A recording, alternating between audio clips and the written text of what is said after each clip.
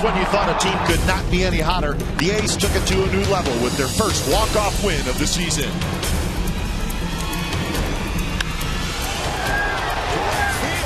That's hit well down the line, and it is gone! Donaldson wins it in the 12th. Oh, wow. Today, the Green and Gold face a tough challenge to keep their win streak alive as they face one of the best in baseball in former Cy Young winner Justin Verlander. The A's look to keep the magic going. Game 2, next.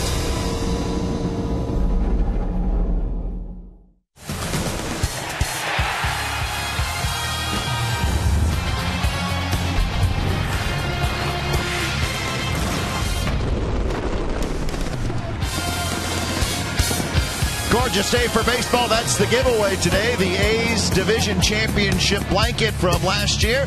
And we got a marquee pitching matchup. Justin Verlander against Brett Anderson. Should be a good one, folks. A's looking for their 10th consecutive win. You're going to see today's game right here on Comcast Sportsnet, California. Good afternoon, everybody. Welcome to Oakland A's Baseball along with Ray Fosse. I'm Glenn Kuiper. Last time we saw Justin Verlander, it was Game 5 of the division series. He was dominant. He kind of willed the Tigers to move on into the next round. But, Ray, we've seen him a lot. We know the deal with him. If he's on, he can no-hit you. You have to be careful. And it has a couple already, but in the game that you're referring to, he was not coming out of the game. Jim Leland was going to leave him in throughout the game, but he was up for that particular game. But he's a great pitcher because he changes speed so effectively. He's got a dynamite fastball. He can pump it up to mid-90s, but he also backs off a little bit. He can save a little bit in reserve, but the mixture of pitches that he has is just unbelievable. That's what makes him so good. But I think the biggest thing, he wanted to remain a Tiger. They signed him a contract to make sure that he's a Tiger for life, and he is their ace. Not surprised that he got the contract he got. He's got a pretty good one going today as well. And Brett Anderson, he's 1-1 on the year, but he's pitched well in both of his starts. Boy, you look even in last year, Game 3 against these Tigers, he won. But you look at the difference for Brett Anderson this year. Against the Mariners, no run support. He got the run support in his next start, and as a result, he is 1-1. An outstanding pitcher, especially for the right-handed hitters that he will face. That back foot slider, he throws it hard to the back foot. He mixes his pitches as well. And you're right, a marquee pitching matchup this afternoon, especially after the A's won in 12 innings last night. Man, it was a good win last night, but it was a little bit costly as well. We'll give you kind of an update on the injury front when we come back, as we are moments away from Game 2 of the series. It's the A's and the Tigers. We'll have lineups, first pitch, and that injury news when we come back.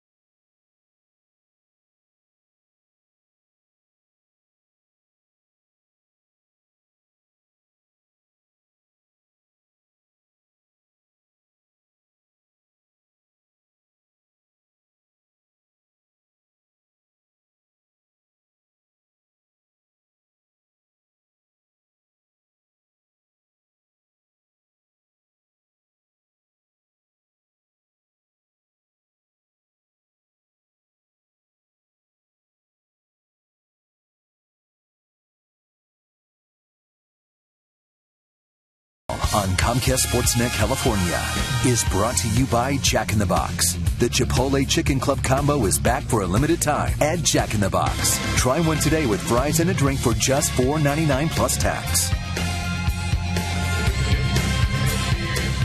Welcome back to the O.co Coliseum. Game 2 of the series, the A's and the Tigers on a gorgeous day in the Bay Area. It's Check the Game Time weather presented by the Santa Cruz Beach Boardwalk. The admission-free boardwalk is open this weekend. 64 degrees, lots of sunshine. Just a little bit of a breeze, not a whole lot, so it's a nice day for baseball. As the A's are looking for consecutive win number 10. How about that? Lineup for the Tigers: Jackson, Hunter, Cabrera, Fielder, Martinez, Chuyasa, Sopel, Peralta, Infante, and Pena. And Brett Anderson and the umpire waiting for the clock to turn to 1:07. Wanted to tell you that Brett Anderson's making his third start. He was the opening night starter for the Athletics against King Phoenix. No run support, but he is a very good pitcher. He is always ready. Not surprised that the home plate umpire has to wait for the clock to turn to start on time. Brett Anderson was rocking and ready to go, so the umpire will wait it out. Last night, 4 hours and 4 minutes, but it's always worth it when you win, and the A's did on the Donaldson home run. Okay, this isn't Cactus League where the pitcher takes the mound and they do what they want to do. The umpire start at 1 o'clock. That's right. Regular season, it's 1:07 first pitch, and that's what the home plate umpire said. Let's go. Anderson's first pitch to Austin Jackson is hit toward Donaldson, who was playing in, guns it across, and 1 pitch, 1 out in the top of the first. The rest of the defense for the Athletics today, a little bit of a different look, with Smith in left, Young in center, Reddick in right, Donaldson, Perino, Sogard, Moss on the infield, and Norris doing the catching. So Andy Perino's going to play short. So your injury news: Coco Crisp is day-to-day with the sore groin. I'm sure at this point in the season the A's would be very careful with Coco Crisp. Not on the disabled list. And really, if there is a positive, never a positive about an injury, but being early in the season, the A's playing their 12th game, so a lot of baseball remaining. Get the guys healthy and keep them strong towards the end of the season, as was the case last year. So 1-1 to Torrey Hunter. Got in the game last night. She had a couple of at-bats. Diving play by Perino. Gets up, throws in time. Sensational play by Andy Perino. Well, a headlong dive. Perino getting the start as Jed Lowry has the afternoon off, and what a great play to rob Torrey Hunter. Just a headlong, left his feet, got up, and a very strong throw, and got the very quick, very fast Torrey Hunter. But what a play by Andy Perino. He started a couple of nights ago in Anaheim, had a tremendous game, and his first start for the Athletics, and man, just keeps excelling every time he gets in the game, and that was a great play for the second out. And here's Miguel Cabrera. Up and away to Cabrera, hitting .357. Torrey Hunter actually thought it was a base hit. His route toward first base, he started kind of rounding a little bit, and then he realized Perino caught it, and he had to straighten out.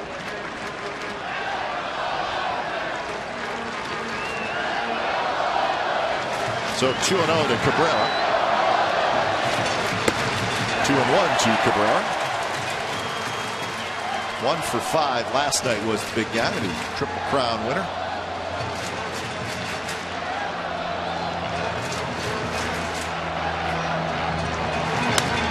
Shoots that one down the right field line, but it's foul. So Coco Crisp not going to the disabled list, but Yoenis Cespedes is on the disabled list. That was the move made this morning. Michael Taylor called up from Sacramento. That is Taylor right there. He flew in from Reno. But Cespedes, a strained muscle in his left hand. That is the reason he is headed for the disabled list. So that's too bad for the A's. Cespedes, after a slow start, really had started to swing the bat better.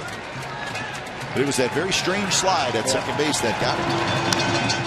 Well, the word you use, strained, that's always good instead of a fracture or a torn. But Cespedes stealing. Remember the interference call or the backswing call, as Eddie Montague, the umpire, supervisor was telling me this morning. And so that was a stolen base attempt after he was sent back to first base when Brandon Moss made contact with Avila. And Cabrera walks. So Cabrera with the 2-out walk. I think if you're a Triple Crown winner and there's a close pitch, I think I know who it's going to go. Yep. Ray, I wanted to talk about this slide. I heard a couple people say, strange slide. What was he doing? And Bob Melvin talked about it today. If you watch there, he actually slipped a little bit. Yep. And that is why he kind of came in almost sideways. Yep. But if you watch his feet, right as he's beginning his slide, his feet slip a little bit on the dirt, and that's why the slide was kind of at a strange angle, and it may have assisted in him getting injured. But it was, just watch his feet. They just come out from under him a little bit, right? Right there. His left foot slipped, then his right foot slips more, and he just started to tumble. So when his right foot gave out, he flipped over and unfortunately landed on his left hand, or tried to brace himself, similar to what Jared Weaver did. And he fractured his left elbow. So 0-2 to Prince Fielder. Cabrera takes off, and that one's lined toward left center field, and it's going to fall. Cabrera stopped at second, took a glance, and now he's going to go to third. So on an 0-2 pitch with Cabrera moving, Prince Fielder drops one into left center field. Well, they were not holding Cabrera, and there's a breaking ball, not the sharp breaking ball you want to see with a couple of strikes. He left it up enough that Prince Fielder could make contact. So Moss playing behind Cabrera, and he was able to go on to third. And remember, against the Blue Jays, he stole third uncontested because they weren't paying attention to him. I don't care whether he runs or not. You give him an opportunity, and especially with 2 outs like that, he's going to take the base if he's not being held. And then, of course, Prince Fielder, strong as he is, the pitch was left up and he made contact. So a 2-out rally for the Tigers. He's lost a lot of weight. He's moving quite well. Yeah, he's fine. Yeah. And here's Victor Martinez. Martinez really struggling. He's 4 for 34. That's a 118 average. And Ray, I thought you hit it right on the head last night. Let's not forget, he didn't play at all last year. I don't care how good of a hitter you are. You miss a full year, it's going to take a while.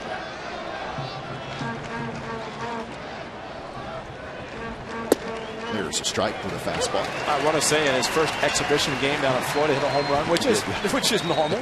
You know, a little bit different circumstances, but he knew, and everybody knows, you start facing major league pitching, the intensity, unlike in spring training, is going to be much different. Still a threat.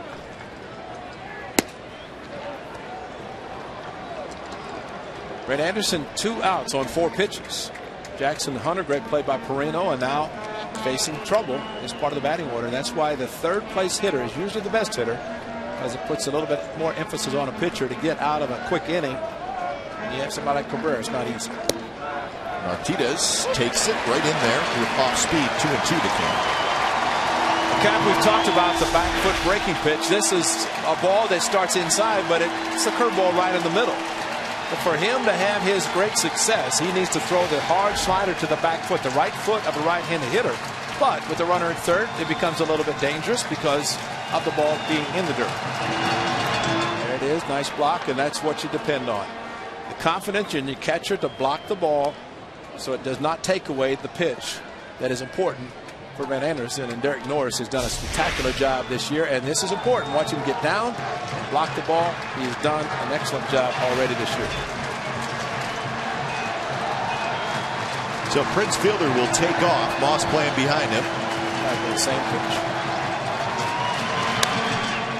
That one's hit toward right field. Playable for Reddick. He's got it, side retired. So the Tigers strand a pair in the top of the first. A's come to bat in the bottom of the first. No score.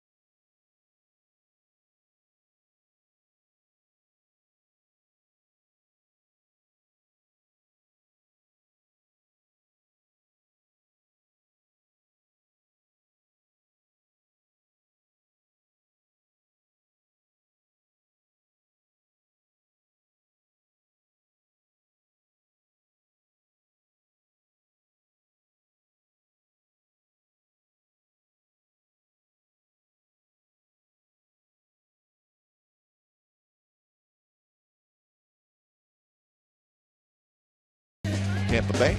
Chris Young, Josh Reddick, Brandon Moss in the cleanup spot. Seth Smith, Josh Donaldson, Eric Sogar, Derek Norris, and Andy Perino will hit ninth. Listed basically for the hard-throwing right-hander. Good fastball, curveball, changeup, but he'll vary the velocity of his fastball anywhere from 92 to 100, if you will. But a great pitcher, and he will be a Tiger wearing the number 35, and more than likely, his career is over. They'll put the number away for good, retire it, and maybe even a statue out with the rest of the great guys, the great former players of the Tigers. But Justin Verlander, one of the tops in baseball. And as a result, the Tigers, especially after King Felix signed his extension with the Mariners, Mike Ilitch, Dave Dombrowski, and the Tigers did the same with their Justin Verlander. He said he wanted to be $200 million pitcher. Got close. It's only $20 million back. Probably incentives will get him to that. First pitch to Jaso is a swing and a miss. So Verlander facing Jaso, Young, and Reddick here in the bottom of the first. Clayton Kershaw might beat him to get to that magical number. I think you're probably right.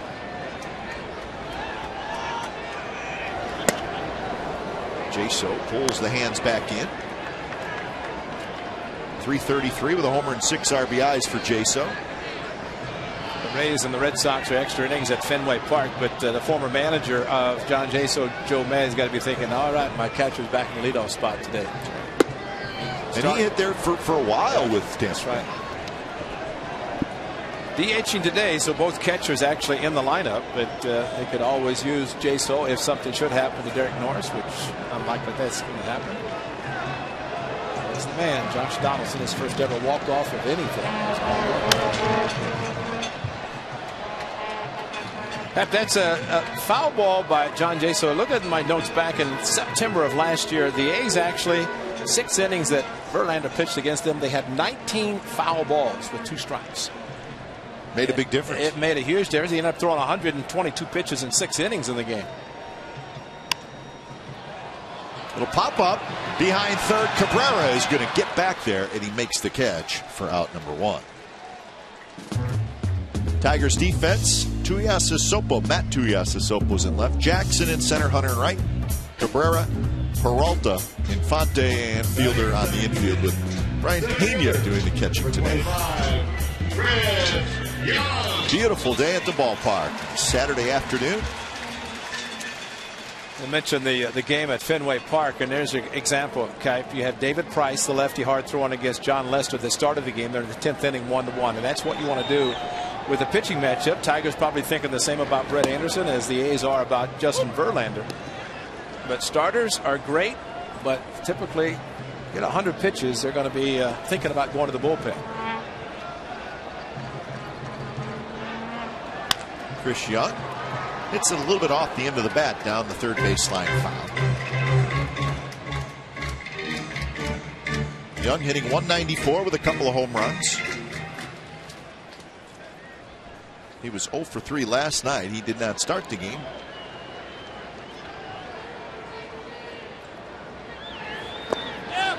And that is not a strike. Sam Holbrook said Young held up. Take a look at the side swing. Watch how much his body goes forward. But the bat, according to Sam Holbrook, and he had the best look, and he's the one that's most important at first base, and he said no swing. Good call. Listen, Chris Young has that old look of the stirrup socks with the sanitaire. It's showing the gold.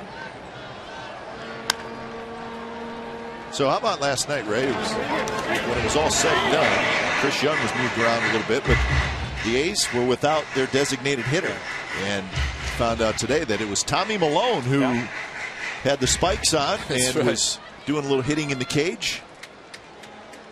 And if the pitcher spot would have come up, it's possible Tommy Malone would have hit. Because you're not going to, obviously you're not going to, you're going to have to pinch hit a starting pitcher. And Malone said, I was ready. Didn't he do something pretty special in his first at bat? He went, yeah. He hit well when he pitched against the Diamondbacks last year. Cabrera spins around, throws to first. So Cabrera, ranging to his left, made the play. Max Scherzer, 11 strikeouts last night. He's a strikeout machine, just like Verlander. But again, I think part of the situation with Scherzer is what, Ray, you just talked about. Scherzer, he was terrific, but he only went 6 innings. Right. So now you go to the Tigers bullpen, which at times some question marks down there. So what the A's need to do to Verlander is exactly what they did last night to Scherzer. You know he's going to be tough, so you hang in there, keep it close. Game 5 of the division series last year, when he was not coming out of the game, pitch count was not important. Third start of the season, much different for Jim Leland and Jeff Jones' pitching coach. Yeah, I think in Game 5, and he was terrific, but I think Jim Leland could have told all his relievers just to stay in the clubhouse. And we knew that before the first pitch was thrown. Verlander probably did. Well, Verlander. Listen, he's a very confident guy. He's got a lot of moxie. He's got a little attitude on the mound. And I got to be honest with you, I don't have a problem with it. No, because he can back it up. He can. Yep. Yeah, I think you're correct in a statement where every time he takes the mound, he thinks he's going to pitch a no-hitter. How many guys think that way? The guy's retired down in Texas. That's right. Nasty pitch there, so it's a 3-up, 3-down inning for Verlander, and we are headed to the second, no score.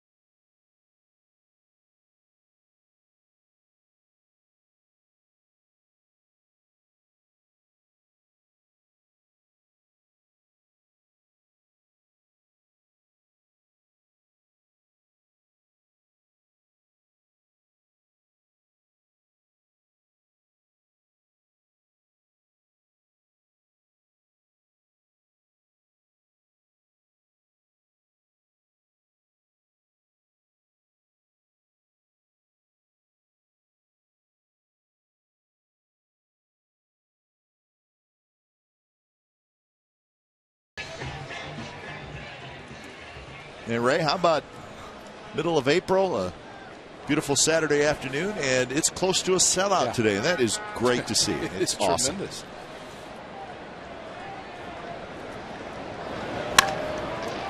In the hole, Perino straightens up, out number 1. Kick and play. Upgrade your experience using the MLB.com at the ballpark phone application, available for iPhone and Android phones. Select your new seat location at the O.Code Coliseum, then show your phone to the usher. It's that easy. Download the MLB.com at the ballpark app. Visit OaklandAthletics.com/ballpark or text ballpark to 31826. Message and data rates may apply. Or data or data. What's correct? Whatever I said. Could be what part of the country you grew up in. Data. Whatever. You may be charged, I guess is the best way to put it. But it's still a great deal. You know, all the sophistication now. Steve Finelli talking about, you know, just take your phone and scan it. A lot of good things. And nice to see the ticket operations people very busy today with this huge crowd. Well, they talked about a big walk-up today, so it'll be interesting to see if we can get a walk-up number today. Probably be that way tomorrow as well. I do not see very many, if any, empty seats. Even the outfield football type bleachers above normal baseball, they're up there. So all the way up here and all the way around. And, you know, these things they call the tarps way up here, sell out like this every game. They might open them up. Every game, though. I'm not going there. Swing and a miss. Peralta strikes out. That's the first strikeout for Anderson. 2 outs. Good fastball. Changed the eyesight. Went upstairs a little bit. Target down and in. Pitch up and away. And got the aggressive Peralta to swing and miss. A lot of times, whether the intent is there or not, the result, the location of the pitch can work out in your benefit to benefit the pitcher. In this case, for Anderson, it did. Here's Omar Infante. Infante off to a very good start. He's got 12 hits and 30 at bats. That's a .400 batting average. Did not play last night. How about that? He went down the ladder. Good breaking ball for strike 1, then threw the harder breaking pitch for strike 2 with a swing and miss. Now bounced one in the dirt. Maybe get strike 3. A lot of choices to go to. Foul territory.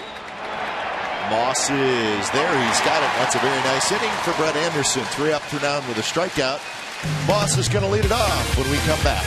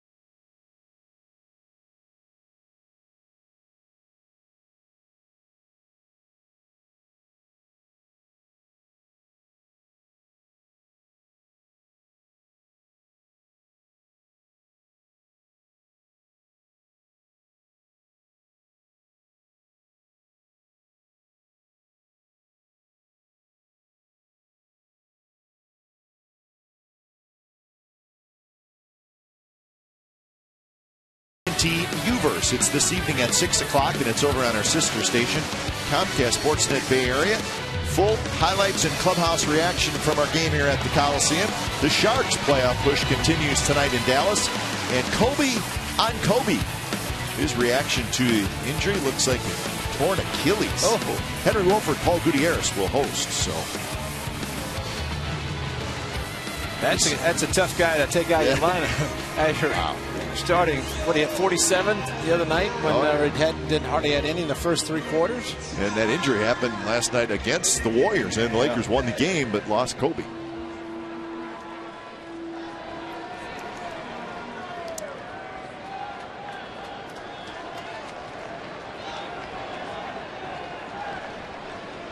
So here's the first pitch to Moss. So really, if you think about that Lakers win last night, that's a Pyrrhic victory, don't you think? Why did he give us the definition of that? I got the definition. Somebody, well, he did. Somebody much smarter than I, Tom Adza, our director in the TV truck, said a Pyrrhic victory is one where you win, but you also lose. In this case, the player gets hurt. And the A-team last night, that was not explained. So on the A-team last night, if you missed it, Ken Korak said that it was a Pyrrhic victory, and Vince, myself, and Ray looked at him like, what? Pyrrhic? Don't know what it means, don't know how to spell it, never heard it before. And still, until you said it, we didn't know. No clue. No clue. So it's kind of the A-team. That's what we do. Ken Korach usually uses one big word per episode of the A-team. He's looking for the A+. They always said, you know, you should try to learn one new word per day in your lifetime, and it'll make you much smarter. So, late Bill King, that's what he always told me. Not a bad idea. Right? Yeah, I know. Strike 3 called on the inside corner to Moss. It's Justin Verlander, guys, swing the bat. But that's a pretty good pitch. Good movement on the two-seam fastball. Starting inside, and this is one of the specialties for Verlander. Just keeps adding to his arsenal. Maybe off the plate slightly, but too close to take. And his name is Justin Verlander. So here's Seth Smith.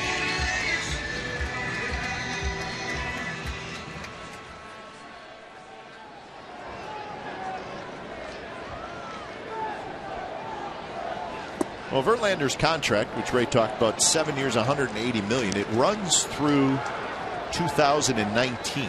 So I think there's an option for 2020. But at the end of 2019, Verlander will be 36 years old.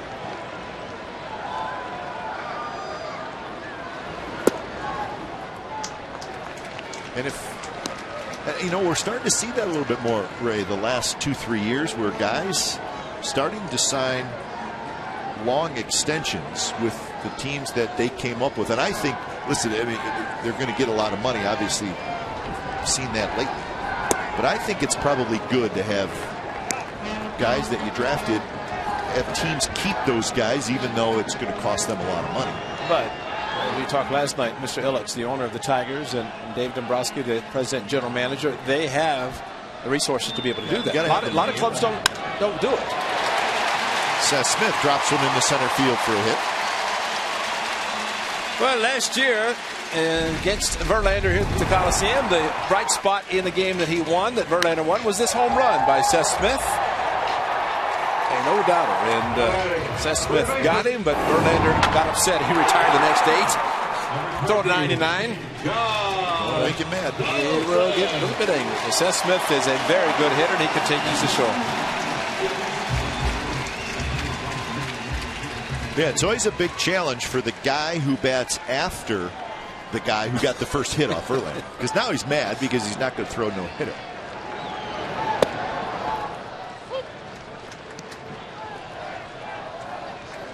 See, and going back in a little bit of time when the knockdown pitch was prevalent, that you hit a home run and you get hit the next time, but the guy following you got hit as well. So it was a couple of knockdowns. The pitcher was angry that you hit a home run, so the next guy took the brunt of it. And then, oh, by the way, when you came up again, he remembered you hit the home run and you got knocked down. And didn't do anything about it. There would be no charging like occurred on Thursday night in San Diego. You just took the hit, didn't rub it, went to first base. Might have cried inside, but he didn't rub it. As the bruise starts to form. And Verlander hits you with a mid-90s heater, it will hurt.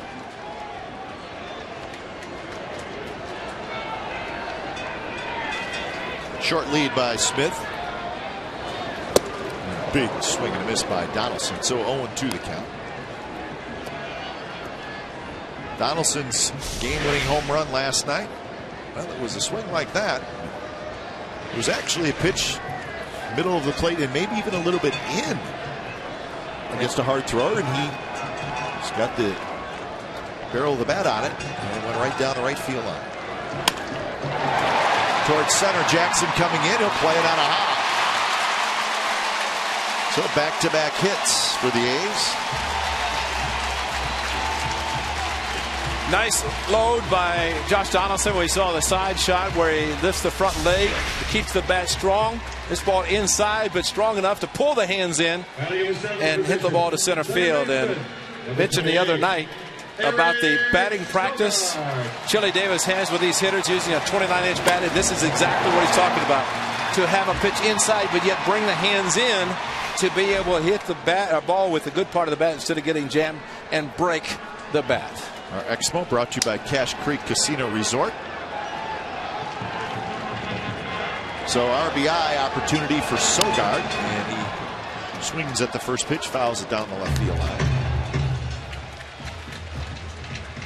The Chili's got some good ideas when it comes to taking batting practice using the batting tee, and boy, that was one of them. And I think he'll be very happy to look at the video of the swing by Josh Donaldson and exactly the way he teaches his hitters to stay inside the ball and bring the hands in.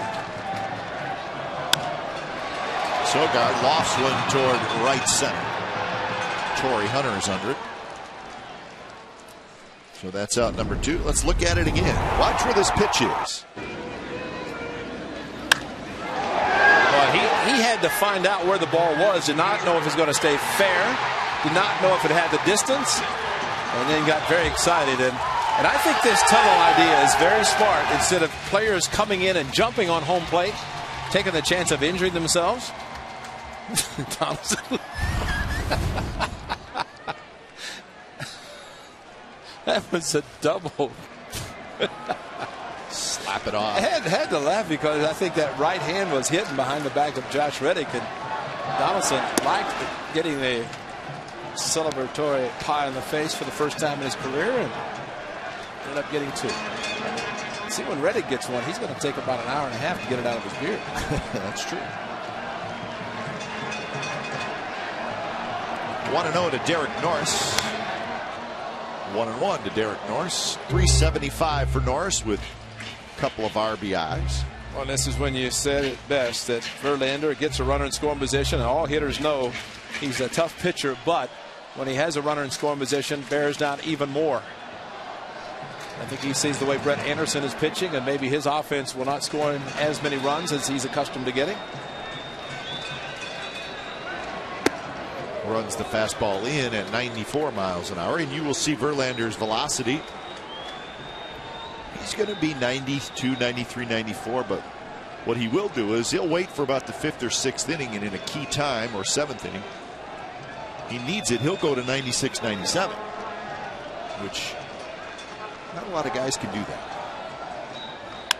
Line drive off of Cabrera into shallow left field, and the A's are going to take the lead.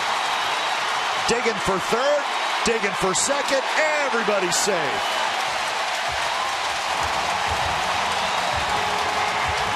So 1-0 A's, and the runners end up at second and third.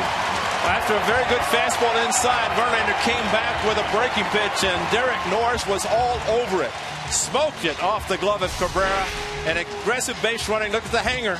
And Norris was all over it. And once it got past Cabrera, Donaldson seeing the ball and also seeing third base vacated with Cabrera going after the ball. So he aggressively went to third. And the return ball back to second almost ended up in right field. Well, Smith was going to be sent. And Josh Donaldson aggressively going to third. And boy, I tell you, great play at second by Infante to keep the ball from going into right field. So it's a base hit RBI, second on the throw. But a play that Cabrera should have made. That one tapped out in front. Pena flips it to first side, retired. So the A's get a run on 3 hits. So Norris with the big hit. 1-0 Athletics after 2.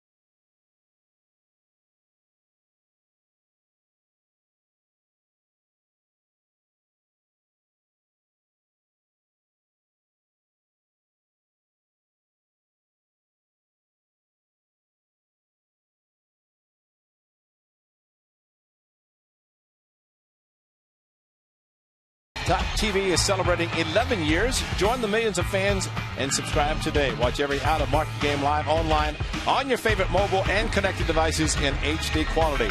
MLB.TV baseball everywhere, and there is a lot of baseball everywhere. A lot of games today being played on this Saturday afternoon around baseball, American National League. Nice to see early Saturdays and day games. That's right. Instead of all night games. Handful of finals, but you're right, games going on right now. Games that we would be interested in the AL West are going to be tonight. Houston at the Angels. Harrell and Richard. Perino gives ground, then has to quickly throw to first. Brian Pena is retired. It's a case of Perino knowing the hitter, runner is a catcher, and that Perino's able to step back and take the good hop. Number 14, Austin Jackson. Uh-oh. No, that's not. That's not. The Ray Fosse fan is what it is. Here's the top of the order in Austin Jackson. Because that other guy is somewhere always around, unfortunately. So anyways, Houston at the Angels. Texas at Seattle. Those are both night games. Texas will send Agondo to the mound, who's won his first 2 starts. And Joe Saunders will pitch for the Mariners. Well, Brett Anderson really throwing a very sharp breaking pitch and the hard slider. Donaldson must not need the sunglasses, so he puts them behind his head. I always say guys have eyes in the back of their head. Well, Donaldson's proof of that with his sunglasses.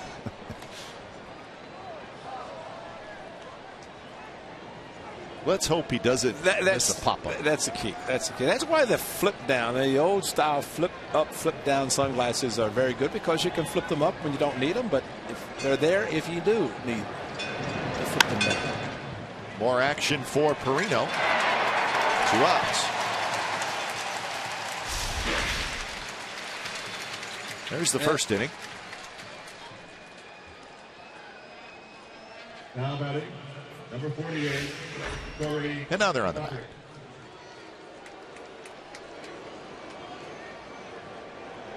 So 2 outs, couple of ground ball outs here in the top of the 3rd for Torrey Hunter.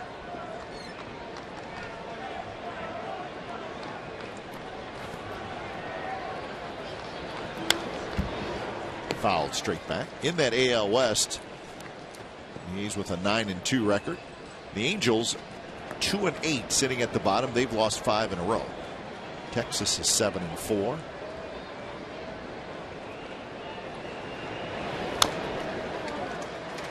And a quick 0-2 from Anderson to Torrey Hunter. With fastball, the Torrey Hunter is usually very aggressive, but he got the breaking pitch after the first pitch strike. He's off to a very good season for his new team, the Tigers, his 3rd team. Twins, Angels, now Tigers. Again, swinging hard, rolls it foul. How about this, Kipe? I mean, this is a pretty good idea here. Watch this situation of Perino charging Jackson, and this was after Pena, the catcher, had hit a ball. That's Pena, and this is Jackson, and you know, he knows the hitters, and charges one, stays back on the other. Actually showed that the Perino, he had actually taken a couple of steps back to get the good hop, knowing Pena was running, and then with Jackson, you want to make sure he charged the ball because Jackson's just a little bit faster. Not to say catchers aren't fast. Most aren't. Another 0-2. And that one's hit to left, and that's hit well, and that one's going to leave the yard. Long home run. Wow. On an 0-2 pitch, Torrey Hunter hits his first home run as a Detroit Tiger. Well up into the seats out there to the back of that first section. Well, the aggressive hitting of Torrey Hunter showed on the hanging breaking pitch. Watch the location. They want to go down, stay up, and he unloaded. That's the ball that should have been. I'm sure he's trying to bounce it or throw it down and in to the back foot, but he never got it there, and Torrey Hunter crushed it. The bad part about that, there's no shutdown inning. After the A's were able to score a run against the tough Verlander, they came right back with Torrey Hunter and tied it. That one hit down the right field line, but foul. Well, he is aggressive. The leg kick, watch him get the foot down, and he's going to take a breaking ball about belt high, and the rest of it, just a matter of admiring. Torrey Hunter closing in on a very nice milestone. That is career home run number 298. 298.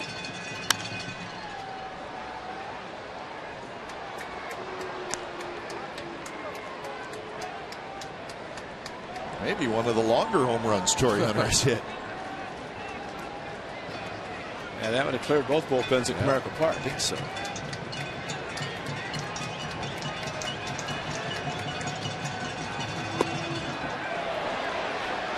Cabrera does the Beltray. He points for the appeal on his own.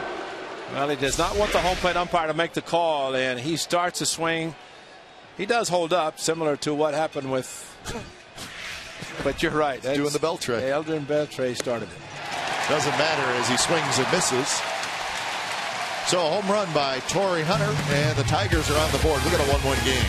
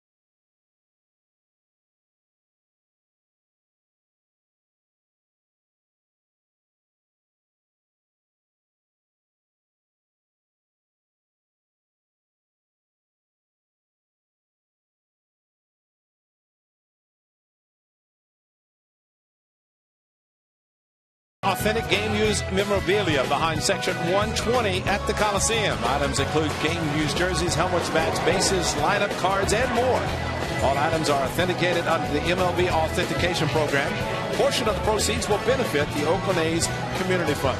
You see the story about game 162 and the ball dropped by Hamilton? Dominic? I saw what happened to the ball that Hamilton dropped. Dominic got it, authenticated it, and it's going to be auctioned off, I guess, for the A's Community Fund, but that's a pretty special ball. So they didn't ask Hamilton to sign it or anything, did they? Probably not. Be worth more. Yeah, Hey, Josh, you got a minute?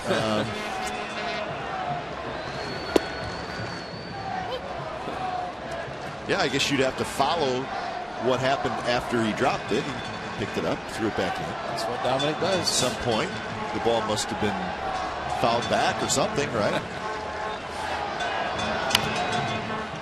Tommy Evans, our Emmy Award-winning director, just said Ron Washington wants to know what happened to the ball. Yeah, that's true. Why he dropped it. That's great, Tommy. He's still wondering.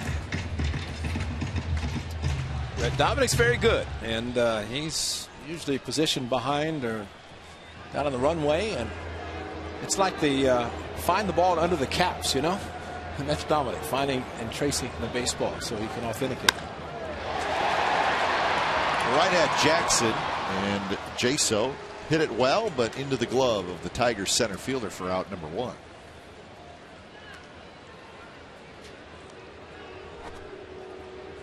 Now batting center fielder. So here's Chris Young. 25, Chris Young.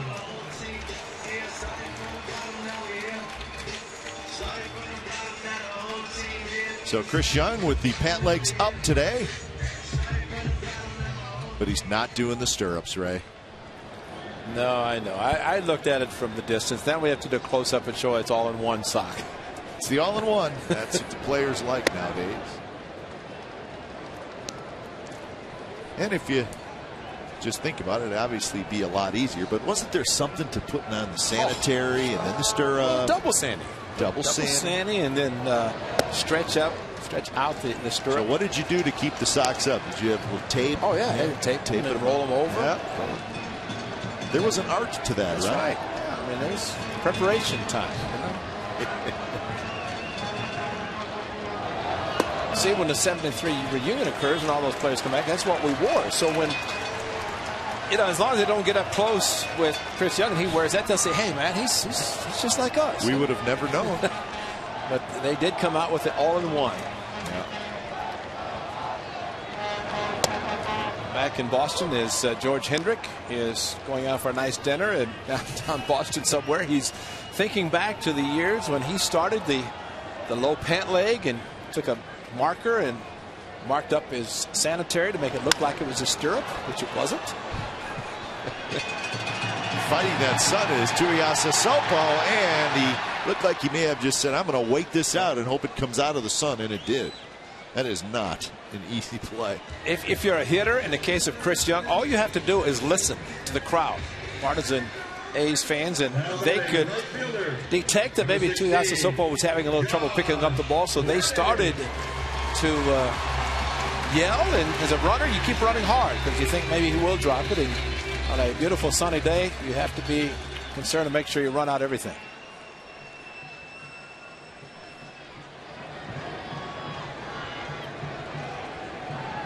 Two outs for Reddick. First pitch, a fastball inside.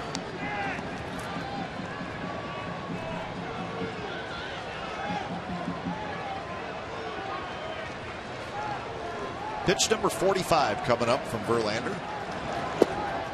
And it's a good one on the outside corner. Games in action. The White Sox and the Indians are tied 2-2 in the third in Cleveland. Baltimore 3, Yankees 2 in the third in New York. Mets and Twins, the interleague series, no score in the third. Mentioned the two AL West games will be later, and Toronto at Kansas City will be a night game. That's what's going on in the American League.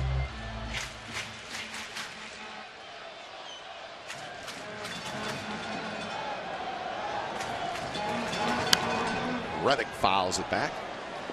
So Kappa is just looking and wondering, and maybe you know, the out-of-town scoreboard. Where does the out-of-town scoreboard operator place the interleague game?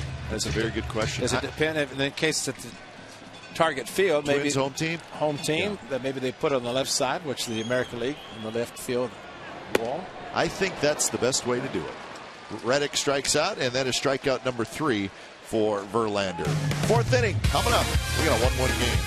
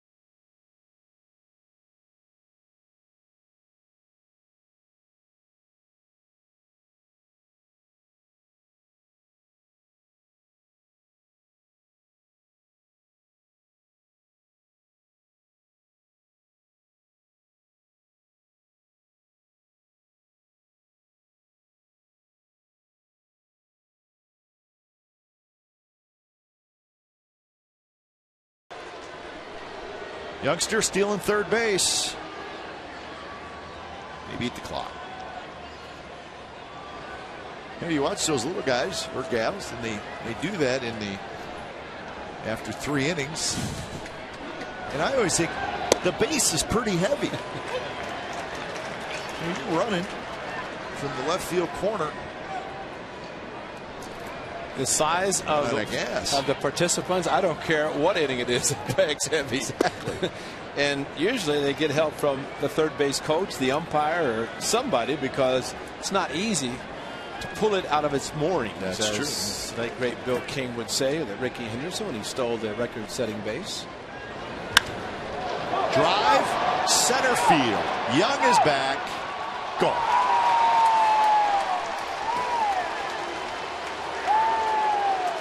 Just never easy. Never easy. And saw last night with Prince Fielder, you're going to see again the amount of finish on his swing. Gets through the hitting zone, but puts the big body behind him. Watch as he takes this pitch and then right there, just finishes way up top with his swing. Recoils back. He's running hard. This ball way out. Remember the home run derby All-Star game a few years ago. I mean, he was crushing them like that on every pitch. And this young running back, it was gone. So home run number 4 for Prince Fielder, and it's 2-1 Detroit. Anyway, remember last year, Prince Fielder really struggled against the Athletics. Yes, he did. First year in the American League, coming over from the Brewers, and a late sign by the Tigers, as we discussed last night. Talking about long contracts, Prince Fielder, he's going to be a Tiger through 2020.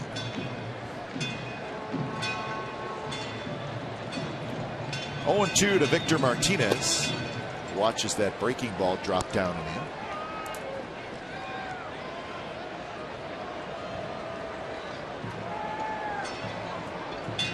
The first 2 home runs that Anderson has allowed this year. Hunter in the third, Prince Fielder in this inning.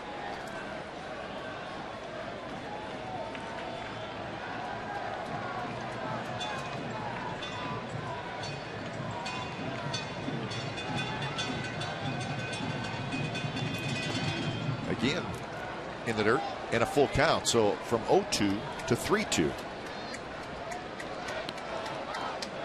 Hitting coaches are very important, but a lot right there is important as well. You have a couple of players talking, hitting. Torrey Hunter paying attention, watching Prince Fielder his hit, and maybe Prince doing the same with Torrey, both hitting home runs today. Conversations between players is very important. Well, we've talked about the last couple nights about how important Torrey Hunter is to a team. That's right. But there's the contact, and watch the follow through. That's the big part right there. We all the way back through and then brings it back in front of him and drops it and runs hard, thinking just in case, but made it easily. There's a shot right center field, a base hit for Victor Martinez, and I got to believe Victor Martinez has to be happy with that swing right there. We started 0-2, worked it to 3-2. Brett Anderson challenged with a fastball. Again, location, not exactly where Brett wanted it. That's been the biggest key for the A's lefty today. But I think the A's would be best served if they can get the Tigers out of town before this young man gets hot. Cleveland, Boston, and now with the Tigers, excellent hitter from both sides. And he's doing what he loves to do, and that's hit. Doesn't have to worry about catching. She did for Cleveland and some for Boston. Victor Martinez was signed on as the DH just to swing the bat for about 4 years. Tuyas Sopo grounded out in the second inning. And now it's 2-0. The Tigers will go to Seattle after finishing up this series, and then to LA to play the Angels. So this is the old-fashioned West Coast swing. The only trip west that they will make this season. That's pretty special. Jim Leyland said that. He said, hey, you know what? I'm all right with this. Let's get this West Coast swing out of the way early, because after that we don't travel very far. That's right. And they're in probably the best travel division in baseball, the AL Central and the NL Central as well. We don't know anything about that, do we? No, we don't. And those teams are fortunate. So that's the second walk by Anderson. Watch the landing by Brett Anderson. Now batting, number 27. Right knee buckled a little bit, or actually almost hyperextension, was not able to follow through properly. So he's put himself in a hole after the solo home run to Prince Fielder, and then a single and a walk, and a 4-pitch walk, nonetheless. Here's Peralta, who struck out in the second inning. Peralta was 1 for 5 last night.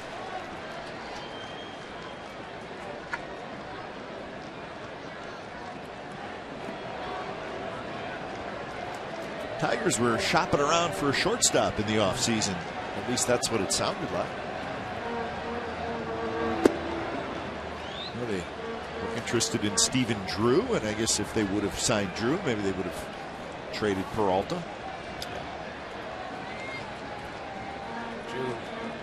Stephen Drew is fighting a concussion and staying during spring training. He's playing. He's playing. Today, Well, we've seen a lot of Peralta over the years with the Indians.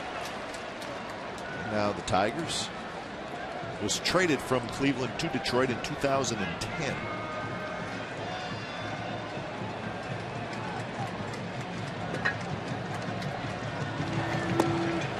Close pitch. According to the media guide, Ray, he still lives in Cleveland in the offseason. Westlake, Ohio. What's wrong with that? Yeah.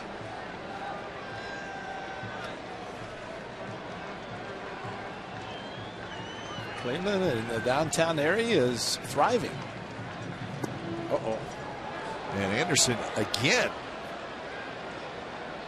Well, that's a little scary. But something about the Tigers. Remember last year, hurt himself in Detroit and was able to come back, pitch in the division series, but it's like his right knee is not supporting him, or right leg. Huh. This is in Houston, his last start, so Houston not good for Brett Anderson or Josh Reddick. That was off his left thumb. And he got hit later on in the game by a ball right back at him.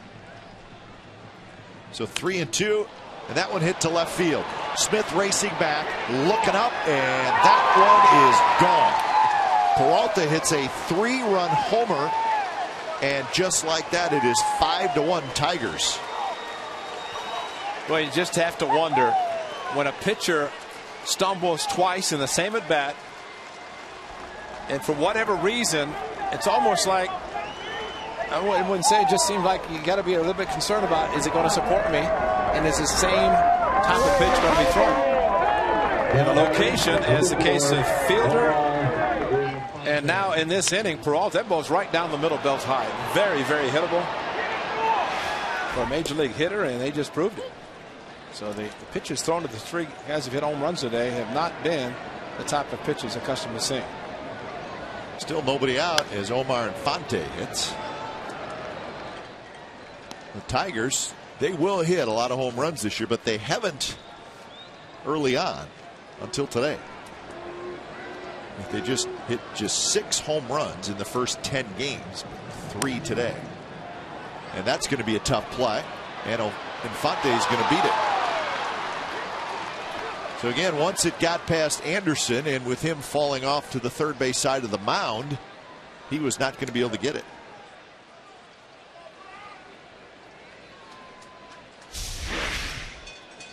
Well, you can watch him fall towards third, and there's a ball chopped. He tried to reverse his.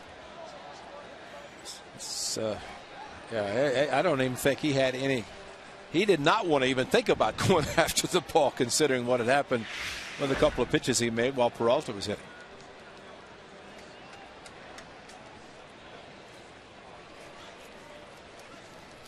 So Kurt Young with quick chat.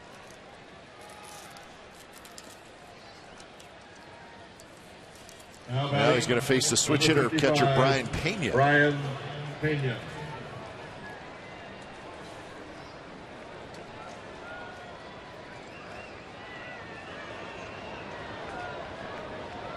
Still nobody out. Pena squares to bunt.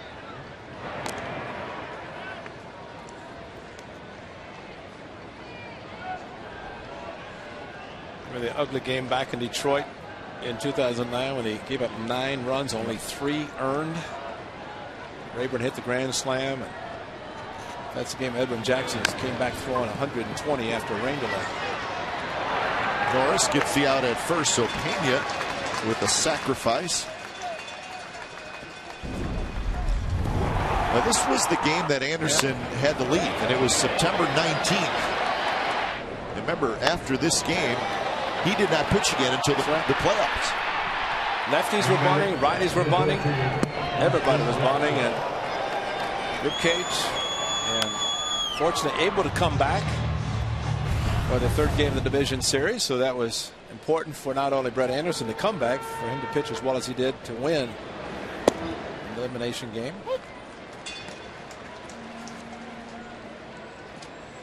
So there's his 2012 season against the Tigers. Got knocked out of a game due to injury, but then came back and was terrific in that Game 3 start in the division series.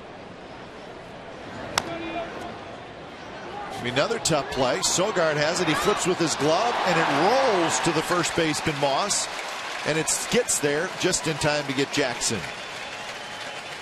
He's probably better suited to serve to have the ball end up that way instead of flipping it, maybe flipping it over the head of Brandon Moss. So a nice play by Sogard. Just a ground ball to the second baseman and a ground ball to the first baseman, all in the same. Very nice. Nice play by Moss to be able to field a ground ball or a thrown ground ball by second baseman. Torrey Hunter goes after the first pitch. It's on the ground to Perino. Side retired. Damage done. A 4 spot for the Tigers on a couple of home runs. So bottom of the 4th coming up, 5-1 Detroit.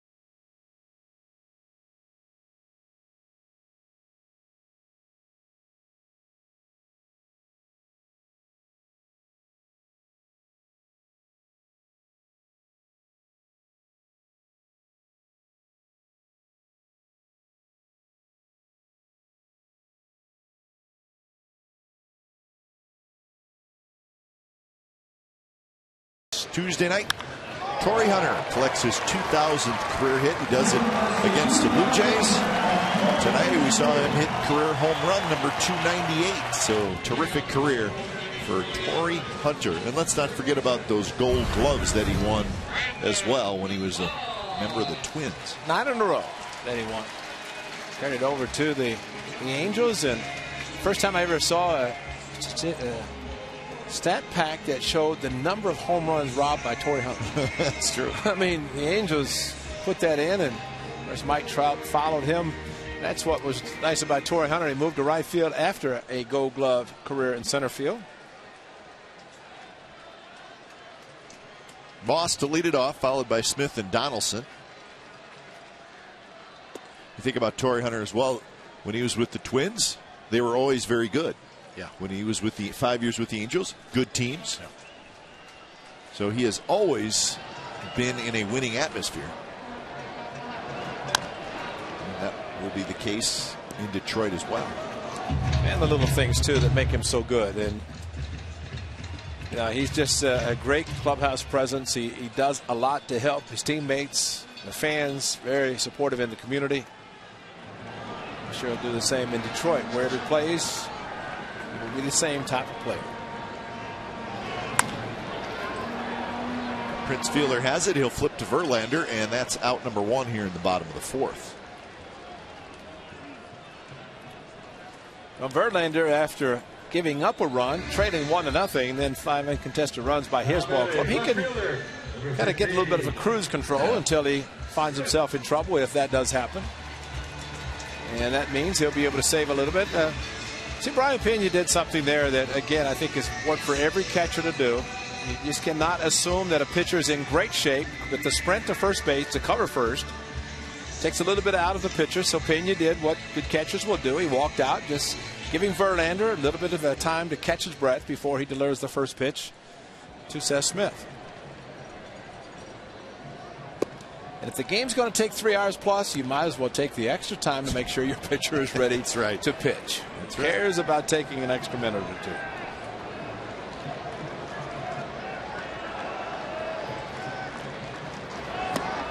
One and one to Seth Smith, who singled and scored in the second inning. That's when the A's got their lone run. They got 3 hits in that inning. Outside of that, they went 3 up, 3 down in the first, 3 up, 3 down in the third. There's a strike.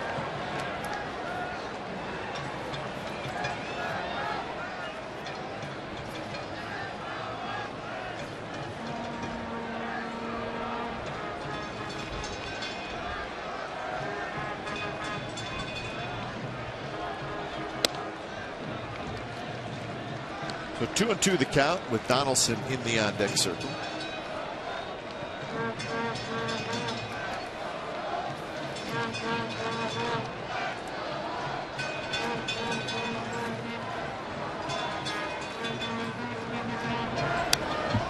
Good fastball right in on the hands.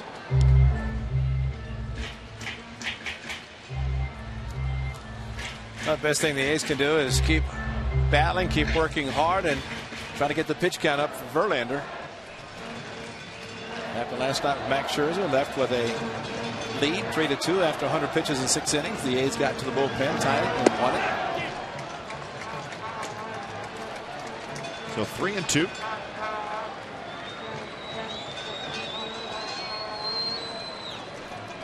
He won't quit. Melvin will manage right to the last out.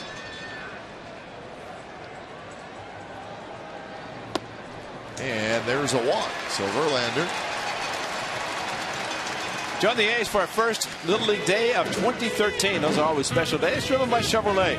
Sunday, April the 28th, the event features a pregame festival, an on-field parade, and 7,500 kids will receive an A's wristbands. That's plural. A couple of wristbands. For more information or for discounts on groups of 25 or more, call 510-638-GO-A's or go to oaklandathletics.com/Little League. You must purchase a special ticket to participate in the festivities. I'm sure Little Leaguers will. Donaldson had a base hit in the second inning.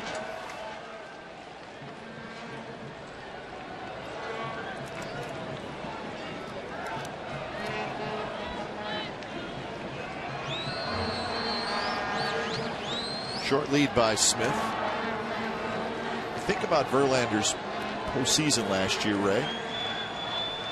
Saw him in the 2 games against the A's in the division series, and he was great. 1 earned run in 16 innings. And then he made 1 start in the league championship series when the Tigers swept the Yankees, and he was great. Gave up 3 hits and 1 run in 8 1/3. But then in game 1 of the World Series, he gets knocked around. And I got to believe, for a team, if you beat Verlander in game 1 of a series, it has to be a huge confidence boost. You know, the Giants did it also in 2010 against Cliff Lee.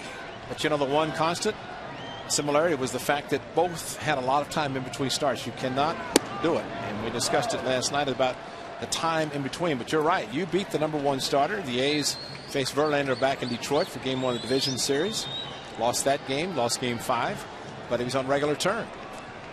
But unfortunately, I think for the Tigers, they had too much time in. But when he started Game 1 and the Giants beat him, then pretty good chance it was going to finish the way it did. 1-2 to Donaldson. There's that big breaking ball. But the one thing that Verlander was not able to do is start Game 1 of the League Championship Series because the A's forced him to pitch Game 5 of the Division Series. I mean, he was planning to pitch Game 1 against the Yankees. Didn't matter because they swept them anyway.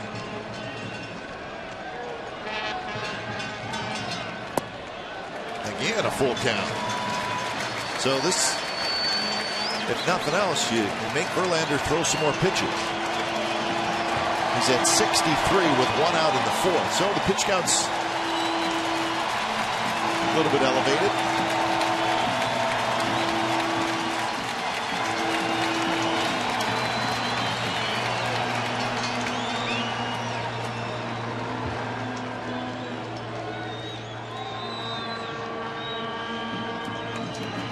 Donaldson steps out.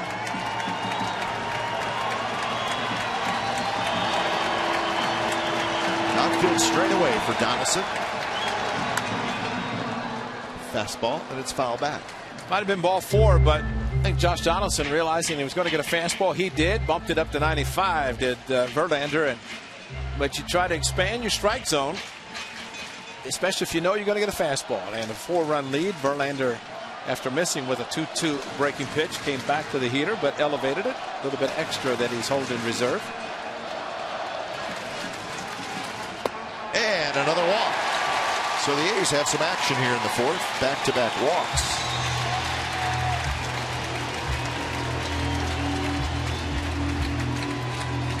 So Sogard will hit. Now batting, second baseman, number 28, Eric Sogard. Sogard hit a fly ball to right field in the 2nd inning. He was 1 for 2 last night.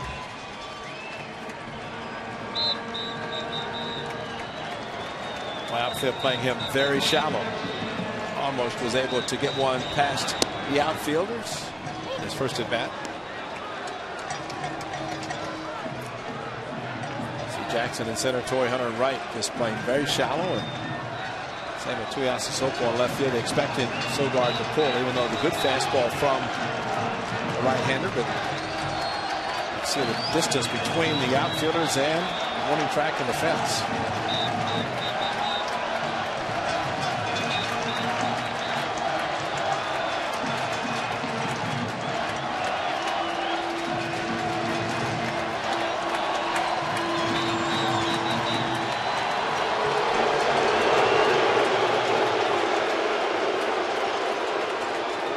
Remember Pena, of course, not with the Tigers last year, so he has not caught Verlander a lot. Kansas City Royal. Probably faced him some. Yeah. Probably happened to be catching him a lot. Not have to face the hard throwing right-hander. A rolled foul. So Sogard's behind in the count, 0-2.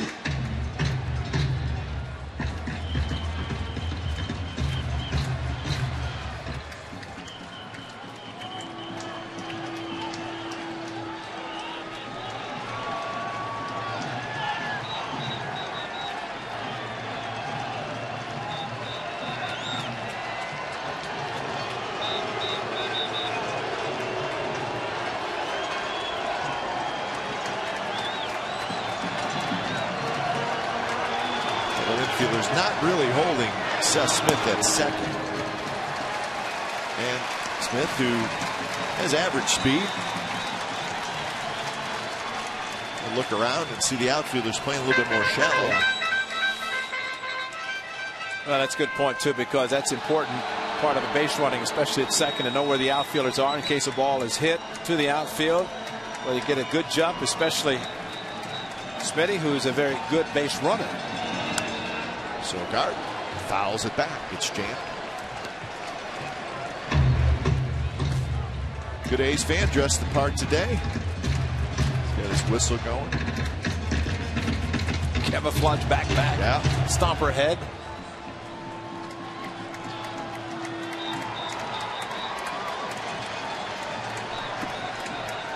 Nature creatures have their own t-shirts now. They're doing everything. Sogard just able to stay in there as that one rolls back behind the catcher. And I kept one of the things, and a lot of people around baseball maybe look at the A's being the type of team that they want to take a lot of pitches. But what the A's do, and it seems like if you play for the A's, you have to know the strike zone. And while they take pitches, those pitches usually out of the strike zone, they get pitch counts up of the opposing pitcher. But they're usually very aggressive in the strike zone, and nobody ever wants to swing at bad pitches. The whole idea is to swing at strikes. And I think over the years, that's what the A's hitters have been able to do.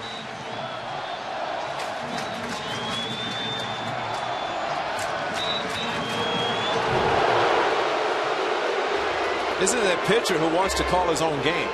And Brian Pena and Verlander, mentioned appropriately by my partner, the fact they've not worked that much together. And with the runner at second base, as we have always said, use multiple signs. And by the time you go through all those signs, the number of pitches that Verlander throws, it does take time trying to get on the same page. Sogard fouls it at the plate, popped in and out of the glove of Pena. Good battle after a couple of strikes to start the at bat, and on the changeup, Brian Pena getting his catcher's mitt out very close to interference with the swing by the hitter, unlike the follow through by Brandon Moss that hit Avila last night. 29-35 for Jim Leland against the Athletics in his career managing. And Verlander finally gets Sogard swinging. So Sogard put up a good battle, but Verlander gets him for his fourth strikeout. He has been pretty consistent around the 92-93, but that was a 95-mile-an-hour fastball after Sogard fouled off some curveballs and changeups, and Sogard trying to stay back, protect with 2 strikes, and just got the extra heater. And here's Norris. It has been a 24-pitch inning for Verlander, as he faces Norris, who had the RBI single in the second inning.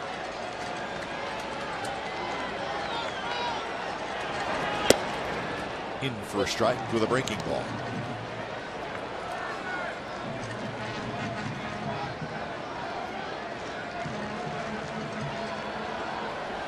Smith at second, Donaldson at first. They both walk with 1 out. Strike 2. Fastball at 95 miles an hour. So the velocity starting to tick up just a little bit. And we shouldn't be surprised, Ray, that it's ticking up when there's a couple runners on. That's right. And the pitch count's starting to get up, so he's not messing around trying to let the A's hitters foul off his tough pitches. He's just saying, here it is, try to hit it. And a fastball that just missed maybe a touch high. Verlander thought he had strike 3. That's because Andy Fletcher called the first breaking ball in the same location. It was a curveball that stayed up, but he called it a strike, and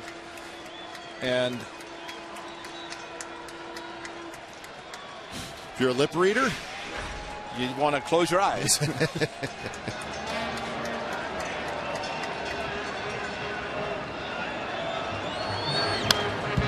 good swing there by Norris.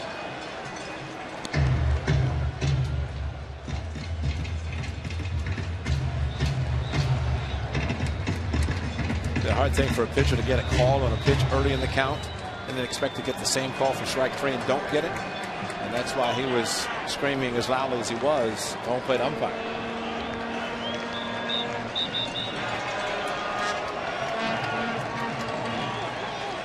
Timeout called. I'm sure Verlander's looking at the scoreboard and seeing the number of pitches in this just being the 4th inning.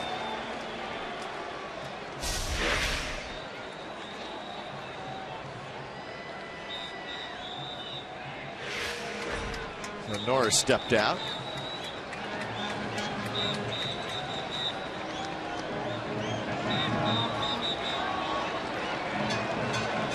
Verlander's ready, 1-2.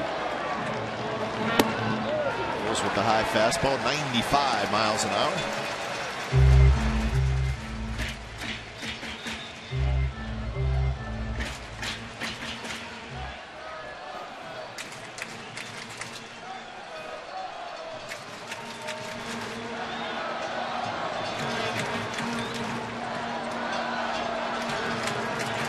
Perino would be next if Norris can get aboard. Fly ball down the right field line. It's going to drift into the seats.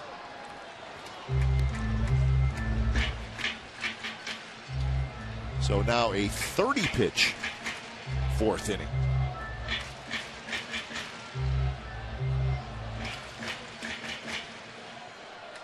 And for the A's, that's 12 foul balls with 2 strikes so far in just the 4th inning. We mentioned the 19 last season in the game. Got his pitch count up to 122.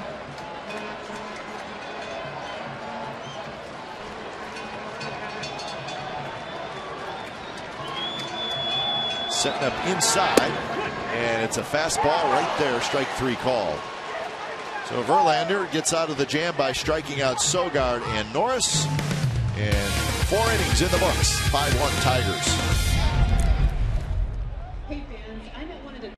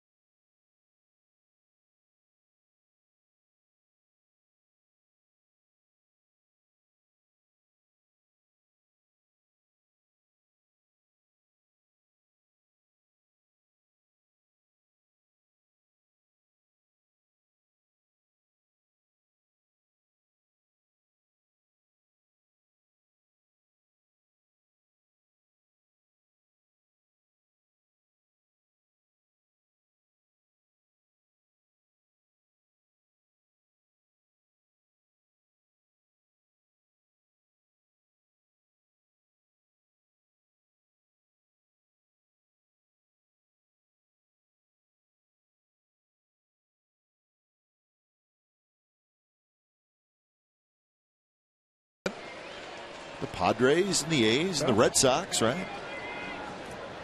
Could it be Bob Melvin? Maybe Jim Leland. No, yes, yes. Oh, there we go. Well, the answer's been tossed out. But there's how many though? How many of them? 6. 6. So we only need 2. Not bad. How about former Tigers manager, the late great? Yep, that's right. George Sparky Anderson. That's right.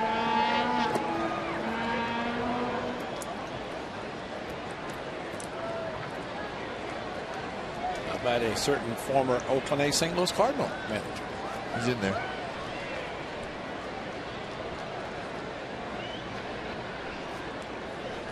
Miguel Cabrera drives one down the right field line, but foul.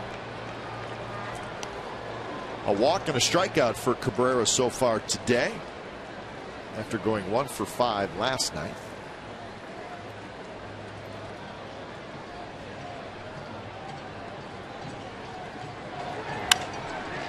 Hits it hard on the ground to Sogar. 1 out. That's why he's such a great hitter. Made a nice adjustment on a very good curveball from Brett Anderson. Hit it hard, the old Adam ball. And he didn't hit a lot of Adam balls last season when you win the Triple Crown. Batting average, home runs, RBI. A great hitter. Miguel Cabrera has been around a long time. Long enough to win a championship in Florida as a mere child. Just get better and better, especially with the Tigers. Big series for this guy, Prince Fielder. He is 6 for 7 with a double, 2 home runs, and 4 RBIs in this series. 6 for 7. Well, his daddy was called Big Daddy when he played for the Tigers. Cecil Fielder, right-handed power hitter, hit a lot of home runs over the completely out of Tiger Stadium, over the left field roof. And I remember seeing some of them. They were monster shots. Big Daddy. And Fielder now 17 for 38 this year. That's a .447 batting average. Still got to feel good, even if you're a veteran player, to get off to a good start. Absolutely. You never want to look up and see those ugly numbers. Even if you know that when it's all said and done, it'll be fine. Strike 2 call. See, the scoreboards have so much information. You just have to put blinders on if you're a hitter and struggling, because all the fans are looking up and going, wow, look at this, these numbers. And a good take there on a 3-2 breaking ball, and it's a 1-out walk. Well, this was a big one. A long shot by Prince Fielder. Hit one last night, a 3-run shot, and this fastball he just unloaded to right center. Off of the back wall, the batter's eye. Well, that made it 2-1, and then Peralta a little bit later on in that inning hit a 3-run home. Oh, I just have to wonder if Brett Anderson would have pitched better had he not stumbled a couple of times in the at bat before giving up the 3-run home run. First pitch to Victor Martinez is a fastball outside. So 84 pitches for Brett Anderson in the game.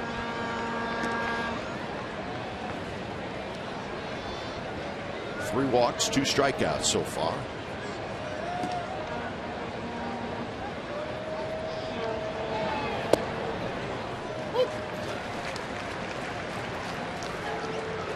When Victor Martinez was with Cleveland, he was the man there. He was the star for the Cleveland Indians, and it was tough when he was traded to the Boston Red Sox, and then of course became a free agent. That was a time when Cleveland trying to improve themselves, and he was the #1 player that was going to bring the most. Always been a very good hitter, and that's why coming to the Tigers just to DH has been great for him. The unfortunate thing, he injured his knee, was out all last season. Perino has it, and that's a double play. 6-4-3. Another double play turned by the Athletics. Bottom of the 5th coming up. Detroit 5 and the A's 1.